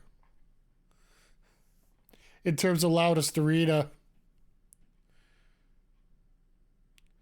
I do appreciate that the crowd has been into it most of the night. And that's one thing you do get for the Canadian shows for the most part. As long as you're in like a wrestling hotbed, Montreal, Toronto, Edmonton, Calgary, Vancouver, your major and well, of course, I don't know if I said Winnipeg there, but I damn well should have. But you go to those major centers, you're going to get a loud and boisterous crowd. When you, like, don't get me wrong, Saskatoon's got a great, knowledgeable base there. I just don't think they have the masses that they would have in a place like Edmonton, for example, when it comes to wrestling. Even with Regina as well. Get everybody dressed up in football outfits and, yeah, you'll definitely get them over, but...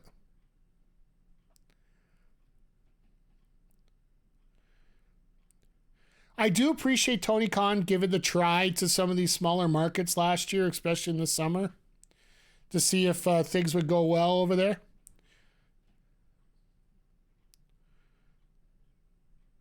But I think now that July the 4th is no longer on a Wednesday, I think he's going to try to keep the summer tour down in the States there where he thinks he can get enough people, right?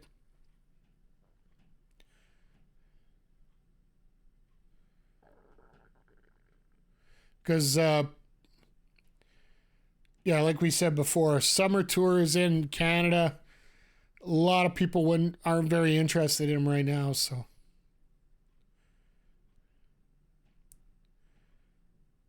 Could this be the match here tonight that we finally get our first draw?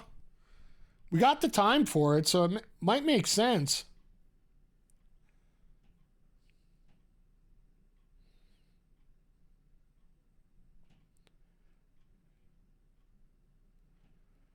Nice dragon screw there by White. Like, in fact, Lethal's for the most part been taking the babyface spot, which actually makes a lot of sense here because as much as everybody wants Jay White to win, they still want to treat him like a dick, which, you know, would be apropos. But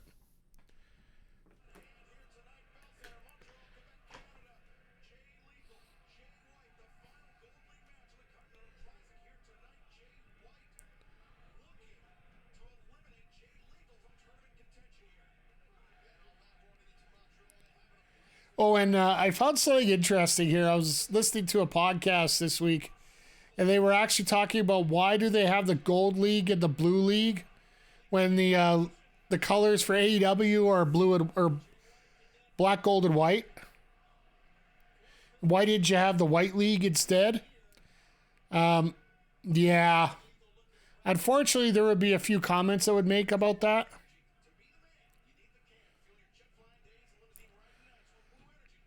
So price-wise, it ain't that bad, that Woo Energy. If it was,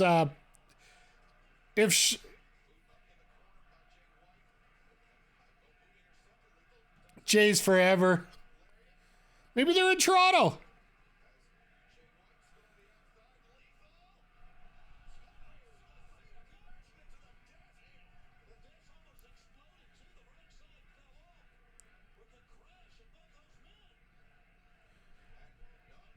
Oh, the two cans went, oh. Argentine backbreaker. Is he going to get it? Oh, he's just doing the straight up backbreaker. Wow. That was a shot. Like coming down directly on your side like that, that's gotta hurt. No way. At least Knox was looking for a shoulder, thank goodness.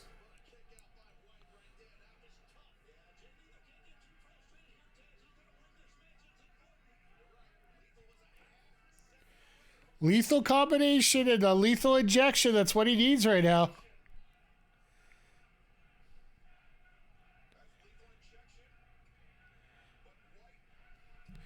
Love how we're getting the Let's Go Jay chants again.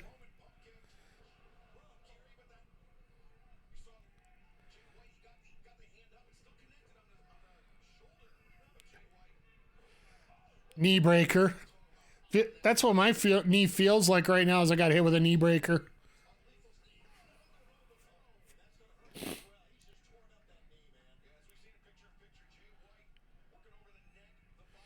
All right.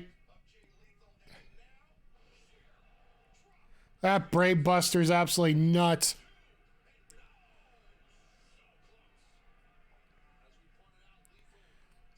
I love when good wrestlers put out a good match in front of a good crowd. And this crowd is absolutely loving all of this right now.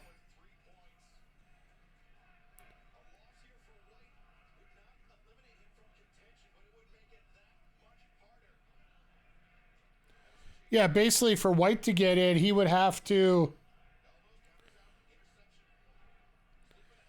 He would essentially have to win both, and Swerve would have to lose his last two. Which realistically could happen. Because Swerve still has... I think he's got Moxley next week, and then probably Lethal is his last one.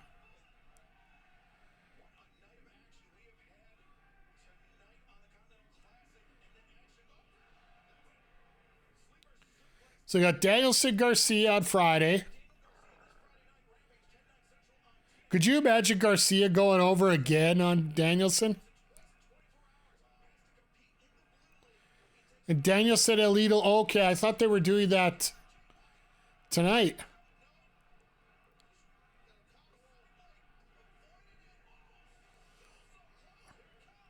Oh, went for the lethal injection, got caught. Yeah, this is over.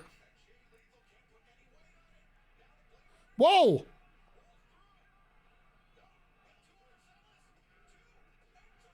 Oh, nice. Reversal finish there. So Lethal's out. White's still got a shot here. He's 2-1 now.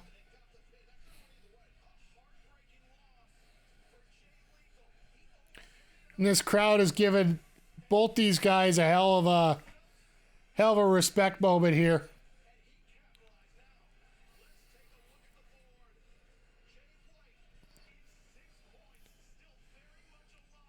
So yeah, White still got Moxley and Briscoe, so essentially he's gonna have to pull. He might have to pull a draw out of Moxley to get in. Absolutely great match. Like, when you go through this entire Continental Classic, has there really been a bad match so far? I don't think so, personally. As we're getting the rundown. Oh, Trish Adora and Abaddon. There's two that you don't normally see now. Orange Cassidy and Danhausen will appear.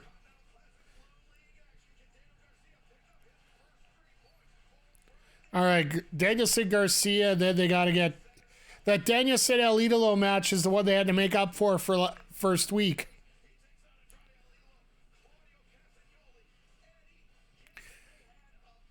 Claudio and Eddie. That main event at a pay-per-view. Mercedes and Willow.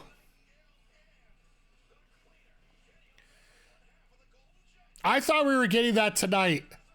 The Kenny and Ethan match. I thought they were getting that tonight. That sucks. All right. You want to talk about screw-ups by AEW? I'm calling this one right now. Winter is coming. They're having it from Texas. Winter in Texas. I don't know about you. Maybe it's just me, but maybe... help me here. When you look at... The Von Erichs are showing up.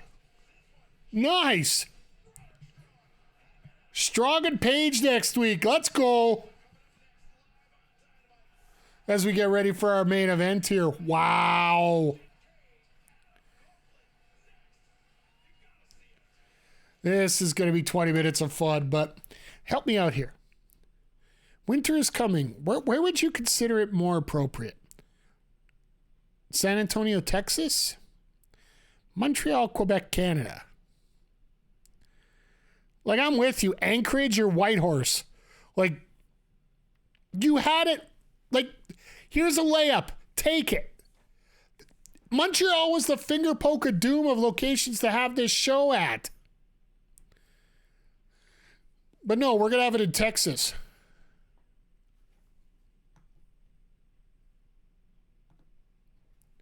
Oh, you pulled this on me again. No, we need this. This is important.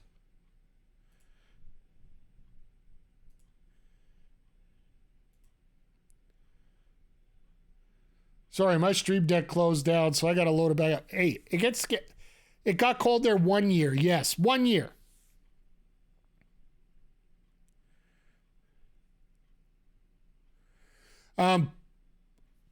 Here we go. Now it's back. You idiot. There we go. Tony Khan, that was for you. But yeah, let me, got cold there 1 year. And you deserve that for that. There, sound deck's back up. Sometimes the stream deck's been acting a little funny lately. I've just had to restart it. But as this is our last commercial break, I want to give you guys a breakdown of what's going to be going on here over the next week so you guys can check in. Next stream is going to be tomorrow night, 7 o'clock Eastern, 5 o'clock Mountain. We're going to be starting a little early, but we're going to be talking Game Awards. We are an official co-stream of the Game Awards here, so we will be watching the Game Awards on this channel. You'll actually get the video, not like what we're doing tonight. And we can discuss everything going on. And don't worry, folks, if there's something important going on, I'll shut up. It's one thing I hate about doing some of these watch-alongs for big shows like this. If there's a big premiere, I'll scream about it later. Hey, man, it's 8 degrees in Florida right now. Maybe we'll give you that one for that. But from there, no stream Friday. Saturday, we'll be on after NXT Deadline. Game to be determined. It's either going to be EAFC, might do some PGA, or else we'll do...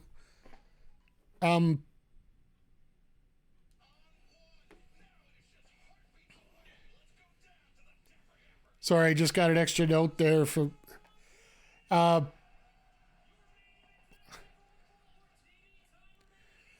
We'll be back after Deadline on Saturday. Sunday, I got a little surprise for you guys. Just got to confirm what time. Probably be hanging out with some friends on Sunday. Monday, we're going to finish up Mario Wonder.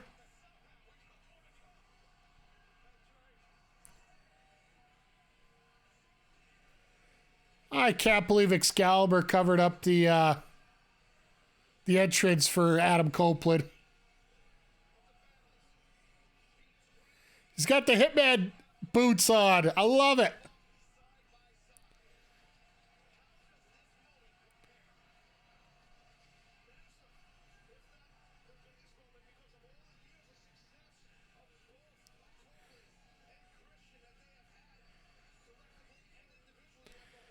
Oh, this is going to be fun. But yeah, if you haven't followed yet, please hit that follow button. It'll let you know instantly when I'm going live. And after I'm done here, I will update the schedule on the schedule tab here for next week.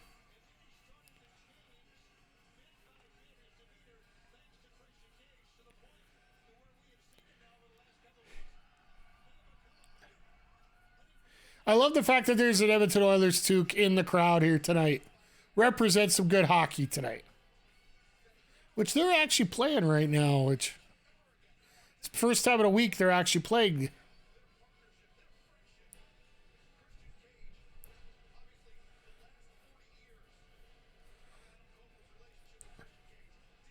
So, do they show Jordan Oliver tonight, the newest member?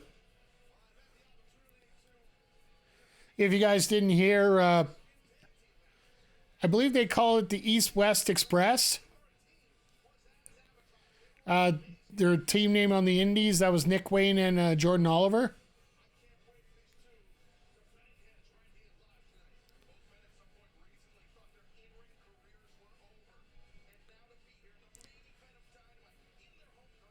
So they're actually going to get a chance to have this match.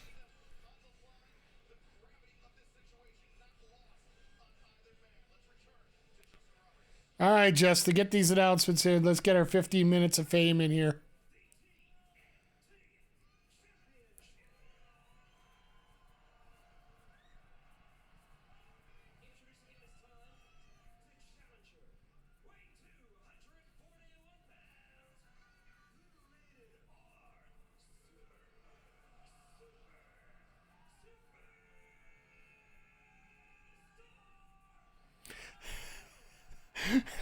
The crowd took over and Justin did go with it. Damn it, buddy.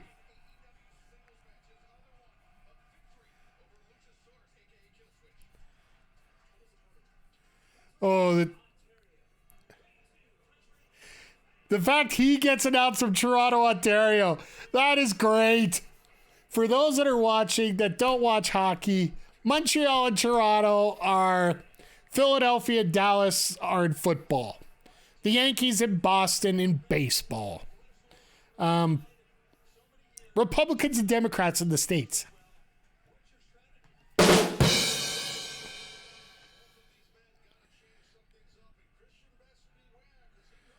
So many people want Christian to be their father.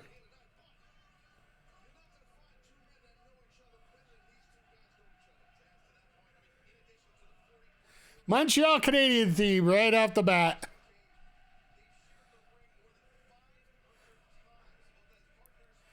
This crowd is all over it tonight.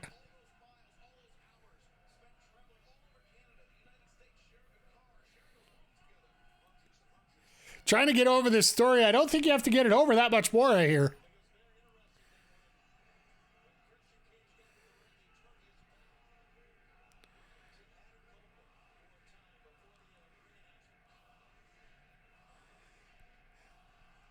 TSN's not censoring it. I'm surprised.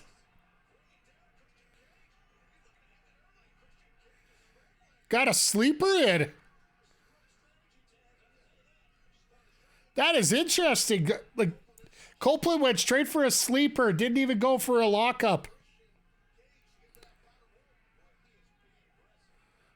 Oh, come on.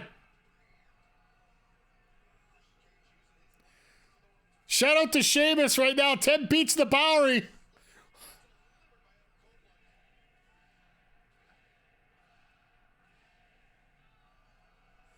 And the crowd cheers in French. And Christian into the bear. Oh my God. Like, I want to see how many callbacks we get in this match, but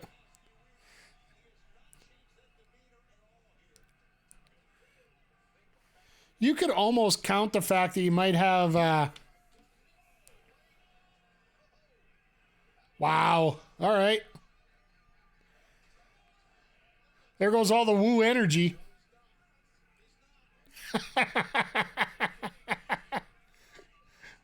Copeland just grabs Christian's hat. Hi, Taz!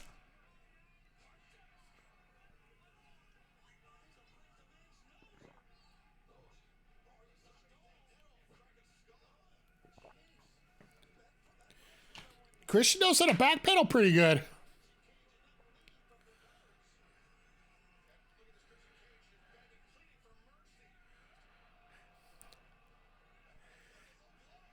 Christian tried to go for all that.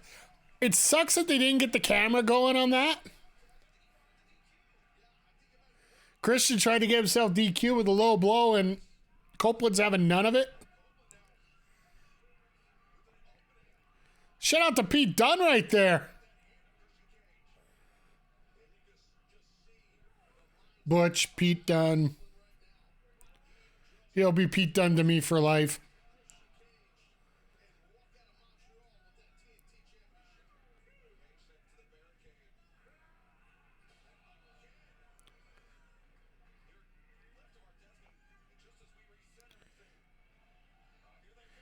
Here's the interesting part, and it's fun for you to keep track of this. You know when you have a bump when you fall on your back? They haven't done one yet. Christian's hit some barricades had gone down.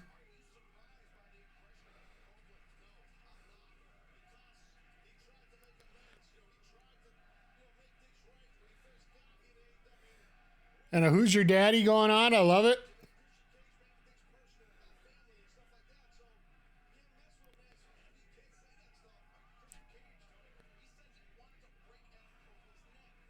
Oh, gotta love the Hitman logos on the tights too. Not just the not on the shin guards. I just noticed it on the tights.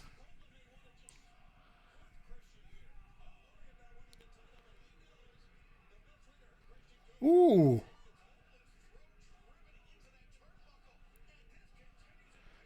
It was a ring post. Even I know that.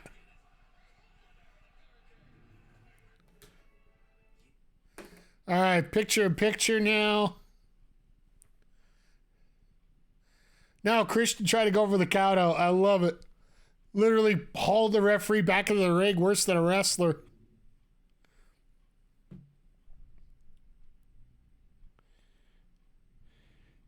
This is going to be a ton of fun here. We still got another 10 minutes left. Sorry that some of you guys are stuck in ads right now. Those that aren't, thank you. I appreciate having you here.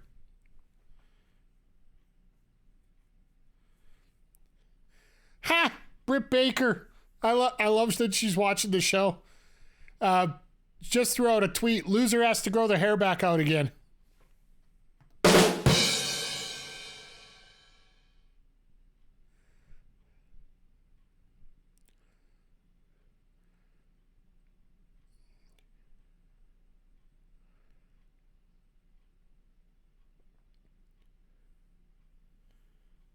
Surprised they didn't save this for a pay-per-view. I'm not. Tony Khan is always looking to pop his TV ratings. And especially in Canada. I would almost think this might be a request from Copeland and Jay. Or Christian, sorry. I would almost say it'd be a request to do this in Canada. Because you're not going to save it till April. That's when they're going to be in Toronto, so.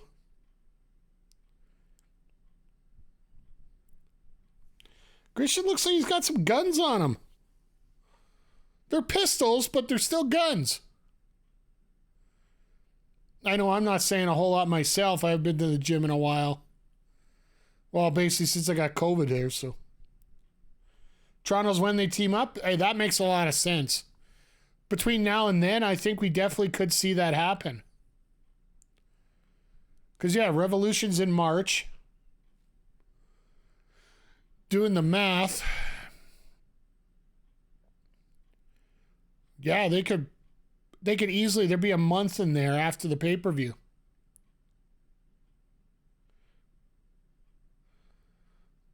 All depends how the storyline plays out, right? Maybe the whole family turns on Christian and Copeland saves him and that's how they team up. That very well could be a way to do it.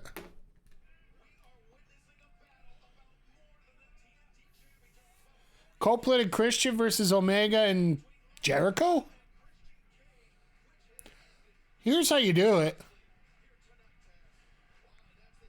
You put the titles on Omega and Jericho now that they got that number one contendership. Take some time, but get the titles off Starks and Big Bill and move them on to Omega and Christian. Or sorry, Omega and Jericho. And then that match in Toronto, you have those four for the tag titles as your main event. And you have E and C win the tag titles in Toronto. You want to talk about storybook finishing?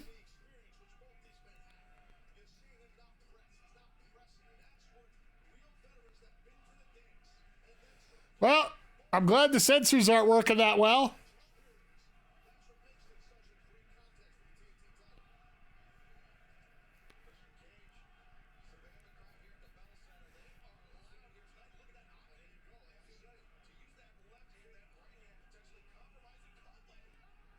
Copeland biting the hand that's already partially broken, probably.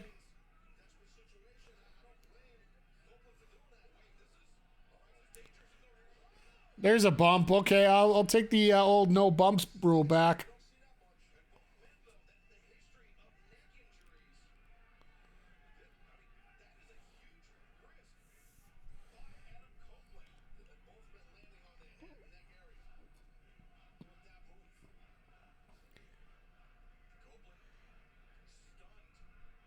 Well, somebody got hauled out of the arena because there was a "you effed up" chant.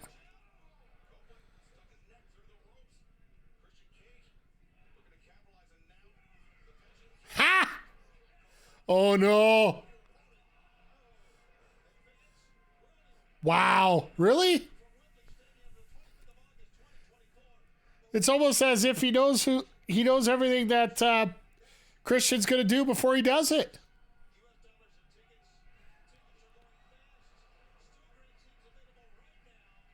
Decapitation clothesline off the second rope to the floor.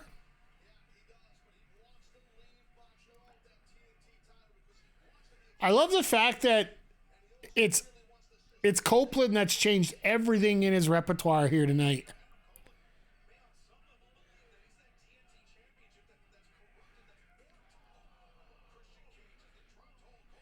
Because I have to say this, and guys, let me know if you think any different here.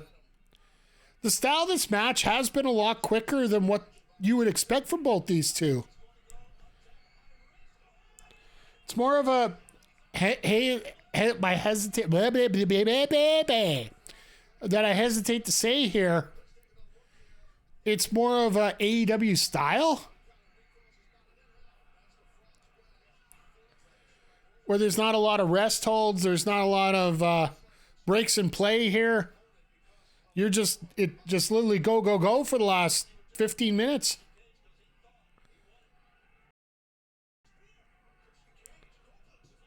Blocked. Wow.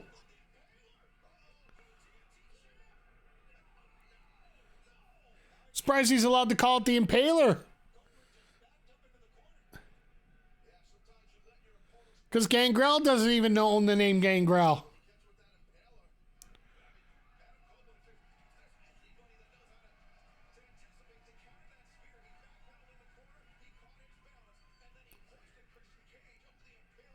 Yeah, to Britt's point about the hair, if you're gonna put the Hitman logo with long blonde hair on the tights, you should have that hair too.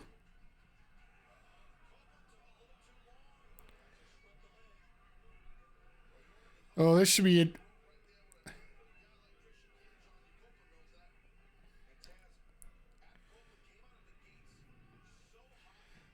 This is going to be a fun 5 minutes here to see how this finishes. I almost got a feeling we are going to get a nothing finish. It almost makes sense if we do.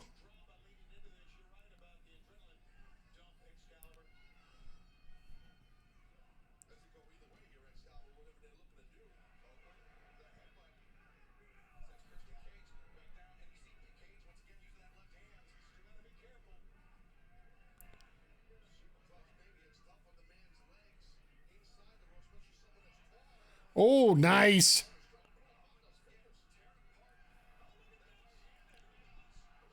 Running power bomb.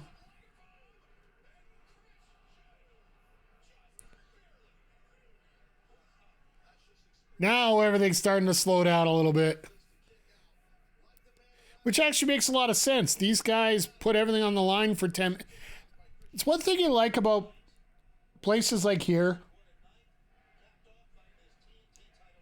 You get places like AEW, you get guys that go all out for a good, no pun intended, for a good 10 minutes. And then, either you're going to burn out or you're going to have everything slow down for another 20. Like the fact that everybody's talked about Tony Khan wanting more of a New Japan style, that's what it is.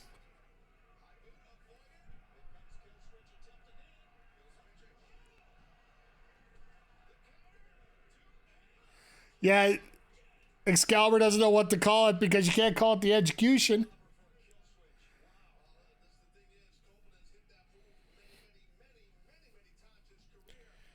Oh, here we go. Crippling move. Crippling move. Absolutely crippling.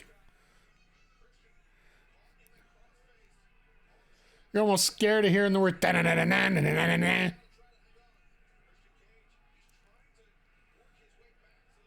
That's why that move was banned for so many years.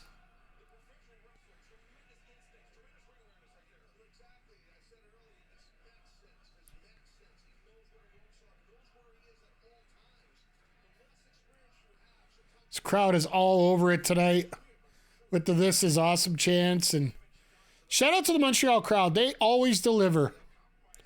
I don't know if I've ever been to or ever seen a show from Montreal where the crowd really doesn't deliver.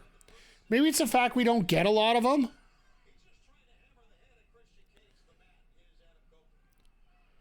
Like, let's face it, but WWE, pre-COVID, we were lucky to get a show once every 3 years over here. Toronto, obviously, we get a little bit more, but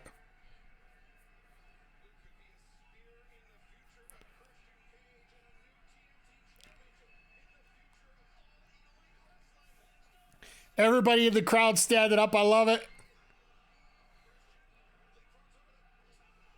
Whoa, really? Kill switch reversal out of a spear? Very nice. Like, last time Montreal got a big show, Sammy lost to Roman. Absolutely. By the way, Drew, good to see you here tonight. I appreciate having you on here. One of the best managers in Alberta wrestling history right there. Oh! Field goal is good.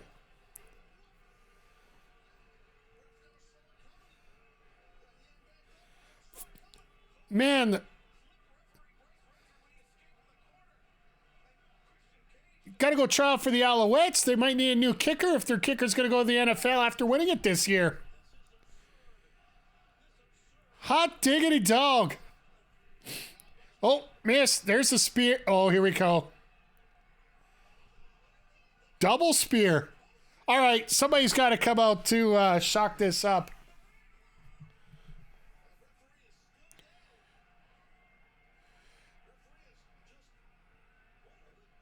Oh, here we go.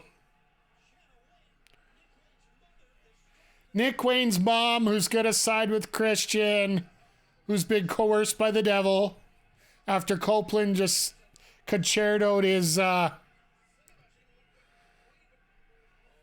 Yeah, okay.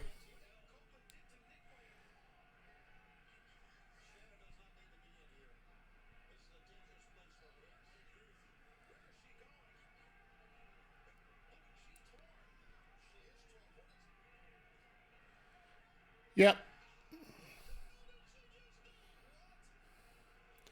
Oh, looks like...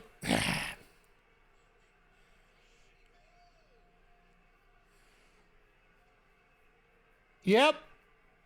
Thank you, Dolby, for saving the words myself. You knew there was going to be some kind of shenanigans. I know we were talking about this earlier. We're probably looking at another paper, like this is a pay-per-view worthy match.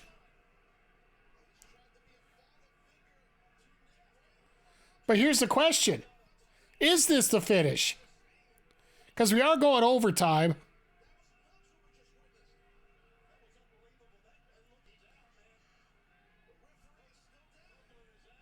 Copeland's out now. Okay.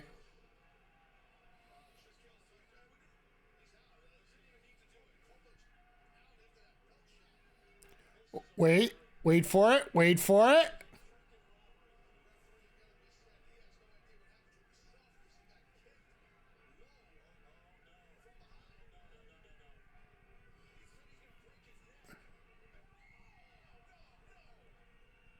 So this is how you put him on the shelf for a few months?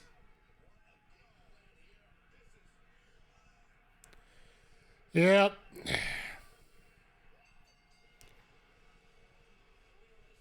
That was a Lance Storm chair shot at next time.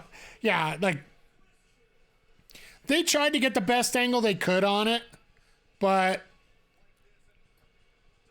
yeah, there's not much. Yeah. I will say it was great to.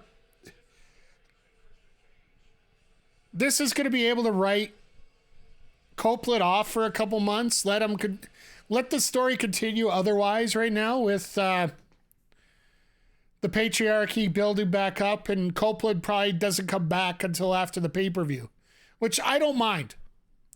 If you got other stories that are going to take more precedence over this, I don't mind you leaving Copeland out right now and work your way towards Revolution on this feud. If you could get there and, like we were saying, at the end of that feud, potentially have the family go after Christian, and then Copeland makes a save and they team up for being in Toronto coming up in April there. I wouldn't have anything against that, because if you could have A and C teaming up in Canada. But there is a lot of ways you could go from here. I appreciate this a little bit more than the conventional somebody comes out and interferes.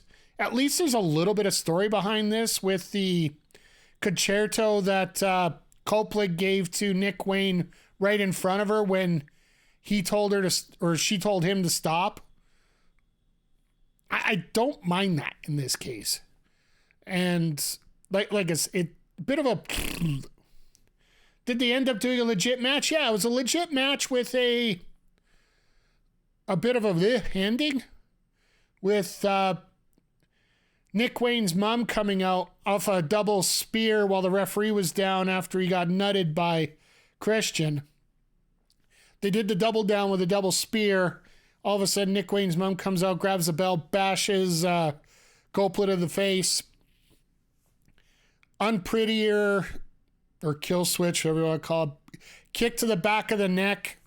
1, 2, 3. Ref came back up. 1, 2, 3. Got the pin there. So looks like they're probably going to write Copeland off for a little while now after this. And then, yeah, maybe the patriarchy can reestablish and move forward onto another project until coming. They can always circle back to this because they're going to. And it's like Hangman's promo earlier today talking about Swerve. The fact that, yes, the feud is over, but you're never going to get your championship because I'm always going to be there to be in the way. So I don't know how that eventually gets settled, but it looks like Strickland's going to get interfered by Paige somehow to screw him over a title or something. There's a lot of holes here, and there's a lot of things to talk about. There are a lot of things going forward here that we could definitely look forward to here. But all in all, it has been a fun night here. We had Jay White win his match against Jay Lethal. Lethal's now eliminated from the Continental Classic. At least can't make the playoffs. So basically, he's become the Chicago Blackhawks of the division here. And then you got Mark Briscoe, lost to Swerve Strickland. He's in the same boat. We're getting the 5 versus 6 match next week. We're also getting, Yes, they just announced May 8th in Edmonton that AEW will be coming in. The tour, I do believe, for that stretch is going to be Winnipeg, Edmonton. So Winnipeg's getting a Dynamite. Edmonton's getting the next Dynamite. Collision's probably going to be down in Minnesota, I'm guessing. Then they're going to Vancouver for the post Dynamite Collision from Edmonton. And then I do believe they get, they're getting another Dynamite in Calgary during Stampede. The Eastern Tour is going to be after Revolution, where you're going to get Toronto, Hamilton, and out there, the first leg out during the early part of April. So, or later, yeah, late part of March, early part of April. So basically post Collision or post Revolution. So they get to deal with post Sting. The first match is post Sting era here in AEW, where things are going to start getting a little interesting post Revolution. Well, hell, World's End. Think about this, guys and girls. Revolution, December 30th. 4 days following the September releases of from WWE. All those people, Nick Nemeth, Shelton Benjamin, and a host of others. It would do me injustice to me continue because I'd miss somebody that's extra important on that list. So all those September releases are going to be available for World's End if Tony Khan wants to pick any of them up. There'll be 4 days clear. There will be no issues after the 90-day. So I got a feeling the 30th of December is going to be an absolutely jam-packed show. So it is going to be a ton of fun, just like tonight was, hanging out with all of you.